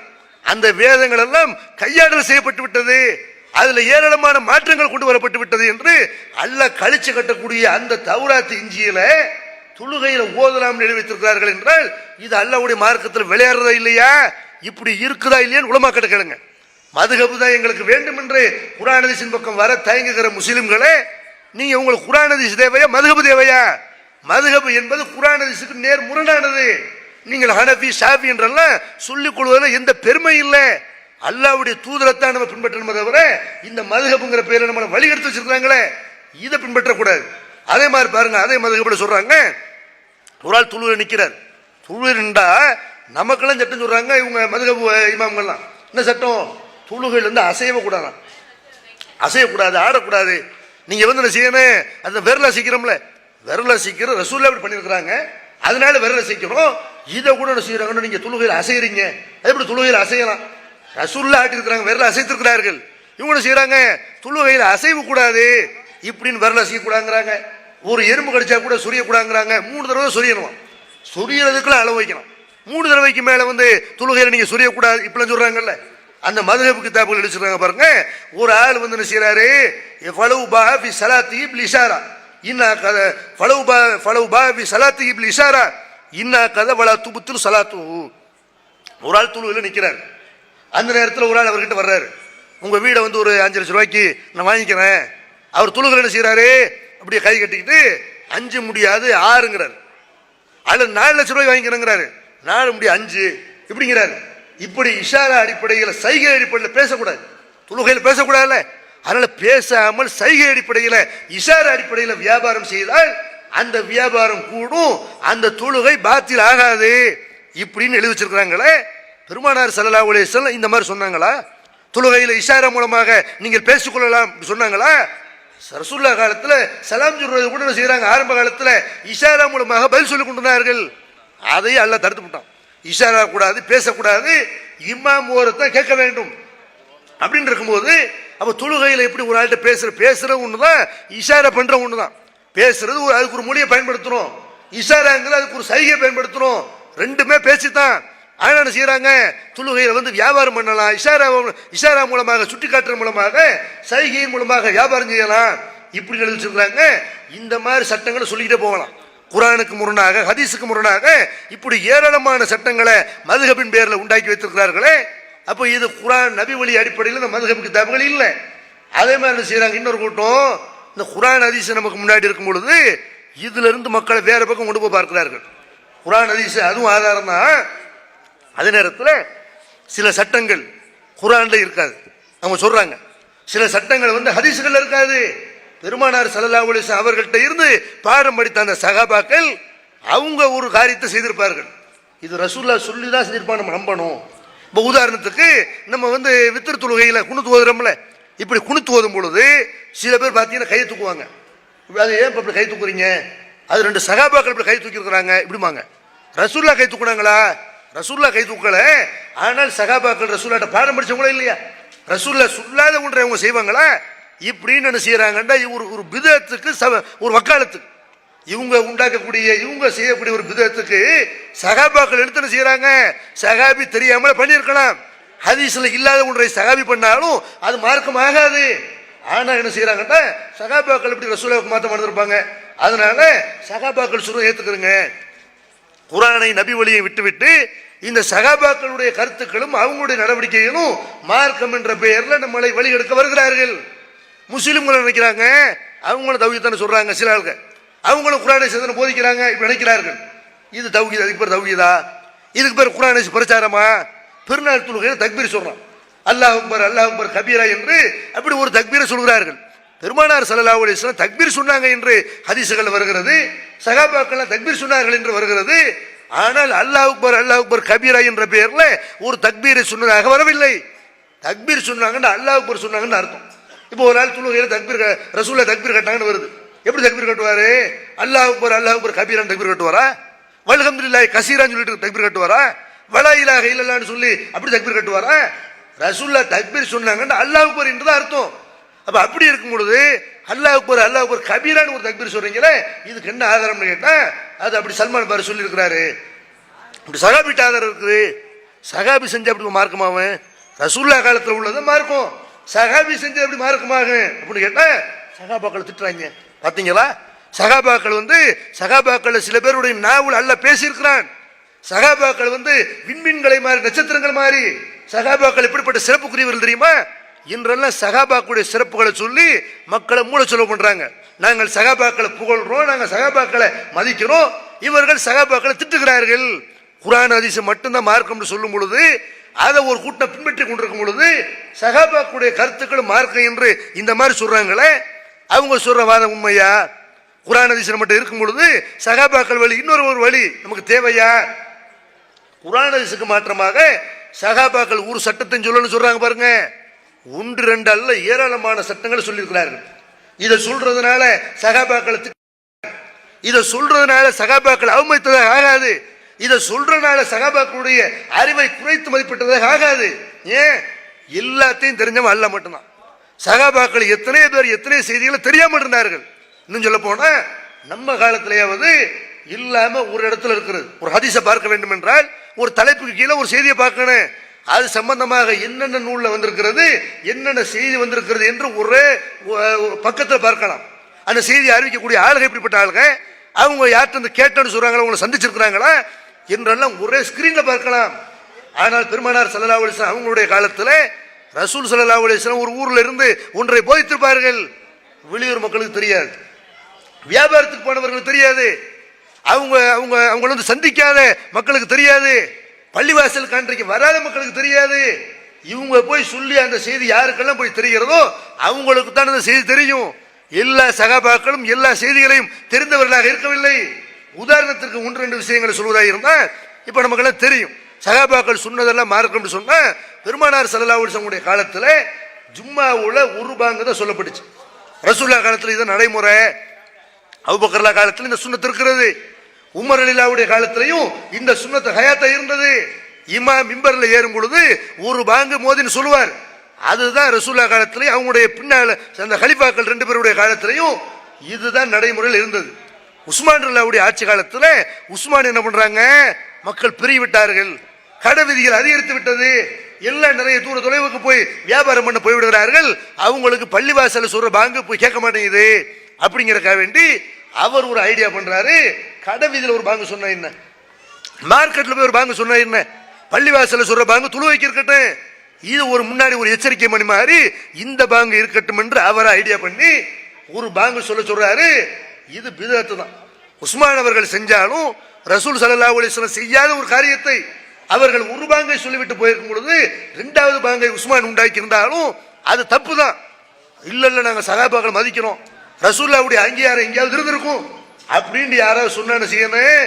தங்களை தௌஹீத்வாதிகள் என்று சொல்லிக் கொள்ளக்கூடிய இந்த போலி தௌஹீத்வாதிகள் தாங்கள் உருவாக்கி வைத்திருக்கிற பள்ளிவாசல்கள்ல ரெண்டு பாங்கு சும்மால சொல்லணும், ஆனா சொல்ல மாட்டாங்க. அப்ப என்ன செய்வாங்க, நமக்கு சுன்னத்தை வேணும். உஸ்மான் காலத்தில் உண்டாக்கப்பட்டுச்சு. அப்ப உஸ்மான் இதை உண்டாக்கி இருக்கிறாருன்னா என்ன விளங்குது, ரசூலுல்லாஹ்வுக்கு மாத்தம் உண்டாக்கி இருக்கிறாங்க, ஒரு பிதஅத் தான உண்டாக்கி இருக்கிறாங்க. ரசூலுல்லாஹ் செய்யாத ஒன்றை சொல்லாத ஒன்றை எந்த சஹாபியும் சொன்னதே கிடையாது அப்படின்னு மக்களை குழப்புறாங்களே. குர்ஆன் ஹதீஸ் மட்டும் நமக்கு வேணாம், சஹாபாக்களுடைய கருத்துக்கள் மார்க்கம்னு சொல்றாங்களே. உஸ்மான் அவர்கள் இரண்டாவது பாங்க உண்டாக்கினார்களா இல்லையா, ஒரு பிதஅத்தை நடைமுறைப்படுத்தினார்களா இல்லையா, ஆட்சி தலைவர்ங்கிற அடிப்படையில் அதை நடைமுறைப்படுத்தினார்களா இல்லையா. உஸ்மான் அவர்கள் அல்ல மன்னிப்பான், இதுக்காக வேண்டிய ஒரு பாவி கிடையாது, இதுக்காக வேண்டிய ஒரு நரகத்துக்கு போயிட மாட்டாரு, அவர் சுர்க்கவாசி என்று அல்லாஹ்வுடைய தூதரால் முன்னறிப்பு செய்யப்பட்டவர்கள். அதே நேரத்தில் நம்ம இதை செஞ்சா நம்ம நிலைமை என்ன, எல்லா பிதஅத்தும் வழிகேடு என்று அல்லாஹ்வுடைய தூதர் சொல்லியிருக்கும் பொழுது உஸ்மான் அவர்கள் பேரால் ஒரு வழிகேடு உண்டாயிருக்குமே ஆனால், அவங்க காலத்தில் ஒரு பிதஅத் உண்டாயிருக்குமே ஆனால் அது எப்படி ஃபாலோ பண்றது. அப்ப குர்ஆன் ஹதீஸ் தான் வேணும் நிக்கணும். அதே மாதிரி பாருங்க, திருமறை குர்ஆன்ல அல்லாஹ் சொல்றான், மா கதபல் ஃபுஆது மாரா வலக்கது ராஹு நுஸ்ரத்துன் உஹ்ரா. திருமறை குர்ஆன்ல அந்த ரெண்டு வசனம் சூரத்து, அதாவது 53வது சூராவுல 11வது வசனம் 13வது வசனம், இந்த ரெண்டு வசனத்துல அல்லாஹ் என்ன சொல்றான், பெருமானார் ஸல்லல்லாஹு அலைஹி வஸல்லம் மேராஜுக்கு போயிருந்த நேரத்தில் ஜிப்ரீல் அலைஹிஸ்ஸலாம் அவர்களை அவருடைய நிஜ தோற்றத்தில் பார்த்தார்கள். ஒரு 2-3 சந்தர்ப்பத்தில் தான் ரசூலுல்லாஹி ஜிப்ரீல நிஜ தோற்றத்தில் பார்த்திருக்கிறார்கள். அவங்க பார்த்த ஒரு சந்தர்ப்பம் இந்த மேராஜ் நேரத்தில். எப்படி பார்த்தாங்க? 600 ரெக்கைகளோட.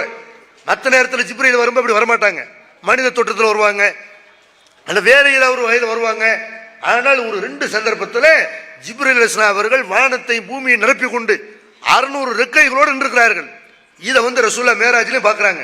இதை பத்தி அல்லாஹ் குர்ஆன்ல சொல்றான், மா கதபல் ஃபுஆது மாரா, அவருடைய உள்ளம் பார்த்ததை, அவர் எதை பார்த்தாரோ அதை அவருடைய உள்ளம் மறுக்கவில்லை. எதை கண்ணால பார்த்தாரோ அந்த ஜிப்ரீலை பற்றிய அந்த காட்சியை அவருடைய உள்ளம் மறுக்கவில்லை. வலக்கது ராகு நுசுலத்தன் உக்ரா, அவர் இன்னொரு தடவையும் ஜிப்ரீலை பார்த்தாரு, அவரை பார்த்தாருன்னு அல்லாஹ் சொல்றான். இதை ரசூலுல்லாஹி ஸல்லல்லாஹு அலைஹி வஸல்லம் சஹாபாக்கள் கேட்கறாங்க, அல்லாஹ்வுடைய தூதரே நீங்க முதல் தடவை பார்த்தீங்க, 2வது தடவை பார்த்தீங்கன்னு அல்லாஹ் குர்ஆன்ல சொல்றானே, நீங்கள் யாரை பார்த்தீர்கள்? ரசூலுல்லாஹ் சொல்றாங்க, ஜிப்ரீலை பார்த்தேன், 2 தடவை நான் பார்த்தேன். நல்லா சொல்றாங்களே, ஜிப்ரீலை அவருடைய நிஜ தோற்றத்தில் அந்த 2 சந்தர்ப்பத்தில் பார்த்தேன் என்று பெருமானார் ஸல்லல்லாஹு அலைஹி வஸல்லம் விளக்கம் சொல்கிறார்கள். ஆனால் இதுக்கு இப்னு மசூத் ரலியல்லாஹு அவங்க சொல்றாங்க, பெருமானார் ஸல்லல்லாஹு அலைஹி வஸல்லம் அவர்கள் அந்த பார்த்தாங்கன்னு வருதுல, அவர்கள் பார்த்ததை அவருடைய உள்ள மறுக்கவில்லை இப்படின்னு அல்லாஹ் சொல்றானே. இது யாரை பார்த்தாங்கண்டா அல்லாஹ்வை பார்த்தார்கள், தங்களுடைய உள்ளத்தால் பார்த்தார்கள், கற்பனையில பார்த்தார்கள் என்று இப்னு மசூத் ரலியல்லாஹு அவங்க விளக்கம் சொல்லி இருக்கிறாங்களே. சஹாபாக்களுடைய விளக்கம் பின்னாடி வந்தவருடைய விளக்கத்தை விட சிறந்த விளக்கம். அவங்க சொல்லக்கூடிய விளக்கத்தை ஏத்துக்கிறேன்னு, அவங்க ஒன்றை சொன்னால் கண்ண மூடி ஏத்துக்கிறேன்னு இப்படின்னு குர்ஆன் ஹதீஸை விட்டு விட்டு ஒரு புதிய ஒரு மதுஹப சில பேர் உண்டாக்குறார்களே. அப்ப இப்னு மசூத் ரசூலுல்லாஹ் சொன்னதுக்கு மாத்திரமா விளக்கம் சொன்னாங்களா இல்லையா? ரசூலுல்லாஹ் குர்ஆன்ல உள்ள வசனத்தை சஹாபாக்கள் எல்லோரும் சரியான முறையில் விளங்கினார்களா? நிறைய வசனங்கள் விளங்கியிருப்பார்கள். அவர்கள் விளங்காத வசனம் இருக்கிறது, நம்ம பார்க்கணும். ரசூலுல்லாஹ் இதுக்கு என்ன விளக்கம் சொல்லியிருக்கிறாங்க? நம்முடைய அறிவுக்கு ரசூலுல்லாஹ் விளக்கம் சொல்லாவிட்டாலும் அல்லாஹ் சிந்திச்சு பார்க்க சொல்றான்ல, இதுக்கு என்ன விளக்கம்னு பார்க்கணுமா இல்லையா? அதே மாதிரி அல்லாஹ் குர்ஆன்ல சொல்றான், லைஸா அலைக்கும் ஜுனாகுன் அன் தபுதகு ஃபضلا மின் ரப்பிக்கும், உங்களுடைய இறைவனை நீங்க ஹஜ்ஜுக்கு போறீங்க இல்லையா, அந்த சந்தர்ப்பத்தில் நீங்கள் வியாபாரம் செய்து கொள்ளலாம், ஒரு பொருளை வாங்கலாம். ஹஜ்ஜுக்கு போன ஹஜ்ஜுக்கு தான் போக வேண்டும் என்று கிடையாது. அப்படி போயிருக்கிற நேரத்தில் அல்லாஹ்வுடைய அருளை தேடிக் கொள்வது உங்கள் மேல குற்றம் இல்லை இப்படிங்கிற அல்லாஹ் சொல்லக்கூடிய வசனம் என்ன? லைஸா அலைக்கும் ஜுனாகுன் அன் தபுதகு ஃபضلا மின் ரப்பிக்கும், இவ்வளவுதான். இந்த வசனத்தை இப்னு அப்பாஸ் ரலியல்லாஹு அவங்க ஓதி காட்டும் பொழுது ஃபீ மவாசிமில் ஹஜ் என்று ஒரு வார்த்தையை சேர்த்து சொல்றாங்க. ஹஜ்ஜுடைய நேரங்கள்ல, ஹஜ்ஜுடைய சந்தர்ப்பங்கள்ல இப்படின்னு ஒரு வசனத்துல இல்லாத ஒரு வாசகத்தை இப்னு அப்பாஸ் சேர்த்து சொல்லியிருக்கிறாங்களே.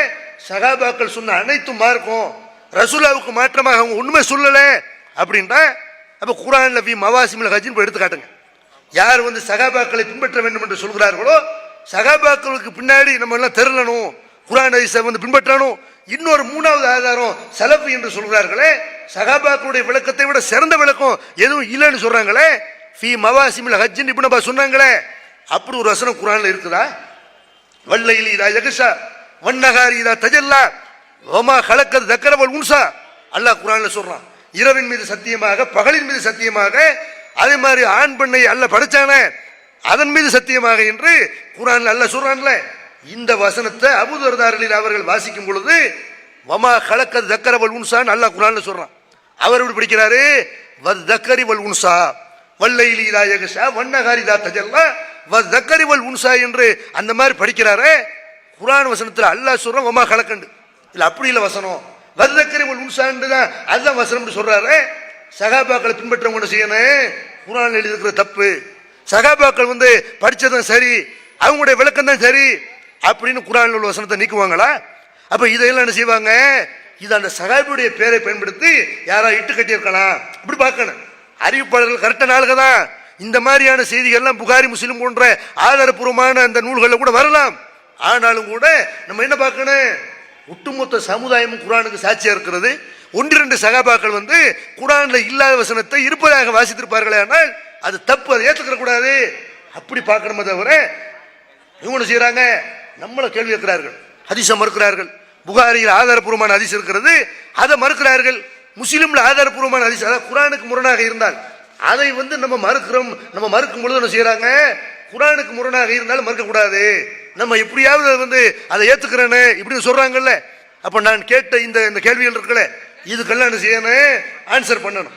யார் குர்ஆன் ஹதீஸ் மட்டும் போதாது, நமக்கு சகாபாக்குடைய கருத்துக்களை மார்க்க ஆதாரம் சொல்றாங்களோ அவங்க என்ன செய்யணும், நாங்க எல்லாத்தையும் சகாபாக்கள் சொன்ன அனைத்தை ஏத்துக்கிறவங்க பொய்யை சொல்ல மாட்டாங்க, குர்ஆனுக்கு மாத்தம் அடக்கவே மாட்டார்கள், ஹதீஸுக்கு மாத்தம் அடக்கவே மாட்டார்கள் என்று இதையெல்லாம் ஏற்றுக்கொள்ளக்கூடியவர்கள வரணும். அப்படி இல்லைன்ற என்ன அர்த்தம், குர்ஆனுக்கு முரணாக இருந்தால் ரசூலுல்லாஹ்வுடைய ஹதீஸுக்கு மாத்தமா இருந்தா சஹாபாக்கள் சொன்னால் ஏத்துக்க கூடாது அப்படிங்கிற ஒரு நிலைப்பாட்டுக்கு வரணும். அதனால முஸ்லிம்கள் என்ன செய்யணும், குர்ஆன் ஹதீஸ் நம்மகிட்ட இருக்கிறது, அல்லாஹ்ட்ட இருந்து வந்த மெசேஜ் நம்மகிட்ட இருக்கும் பொழுது, அவன்கிட்ட இருந்து வந்த ஆர்டர் நம்மகிட்ட இருக்கும் பொழுது அதை ஏற்றுக்கொள்வதை விட்டுவிட்டு எங்க இமாம்கள் சொல்றது எங்களுக்கு வேணும், எங்க முன்னோர்கள் சொன்ன எங்களுக்கு போதும், சகாபாக்கள் சொன்னது எங்களுக்கு போதும் அப்படின்னு செல்வார்களே, ஆனால் மறுமை நாளையில விளைவு நரகம் தான். குர்ஆன்ல அல்லாஹ் எச்சரிக்கை சொல்லக்கூடிய அதை மட்டும் சொல்லி என்னுடைய உரையை நிறைவு செய்கிறேன். யௌம துகல்லபு உஜூஹும் ஃபின்னார், அல்லாஹ் குர்ஆன்ல சொல்றான், சிலருடைய முகங்கள் நரகத்திலே போட்டு புரட்டப்படும். யகூலுன யா லைத்தனா அத்தானல்லாஹ், நாங்கள் அல்லாஹ் சொன்னதை கேட்டிருக்க வேண்டாமா, இந்த தூதர் சொன்னதை கேட்டிருக்க வேண்டாமா என்று அவர்கள் புலம்புவார்கள். அப்ப எதுக்கு நீங்க கட்டுப்பட்டீங்க, அல்லாஹ் சொன்னதை கேட்கல, ரசூல் சொன்னதை கேட்கல, வேற யார் சொல்ல கேட்டீங்க, இன்னா அத்தானா சாதத்தனா வ குபரானா, அவங்களும் சொல்வார்கள். நரகத்தில் கடந்து புலம்பக்கூடிய அந்த நரகவாசிகள் சொல்வார்கள், அது அல்லாஹ் சொன்னதை கேட்கல, ரசூல் சொன்னதை கேட்கல, எங்கள் தலைவர்கள் பெரியார்கள் சொன்னதை கேட்டோம், எங்களை வழிகெடுத்து விட்டார்கள், நாசமாக்கி விட்டார்கள் இப்படின்னு மறுமையில புலம்புவாங்கன்னு அல்லாஹ் சொல்றான். மறுமையில வெற்றி பெறுவதாக இருந்தால் இந்த குர்ஆன் ஹதீஸ் என்ற இந்த ரெண்டை தான் பற்றி பிடிக்கணும். இந்த ரெண்டு இருக்கும் பொழுது வேற எவருடைய கருத்தும் மார்க்க ஆதாரமாக முடியாது, இந்த ரெண்டுல இல்லாத எதுவும் மார்க்க ஆதாரமாக முடியாது. இதை முஸ்லிம்கள் விளங்கி நடக்குமாறு கூறி முடிக்கிறேன். வாகுரு தவானா அல்ஹம்துலில்லாஹி ரப்பில் ஆலமீன். அஸ்ஸலாமு அலைக்கும்.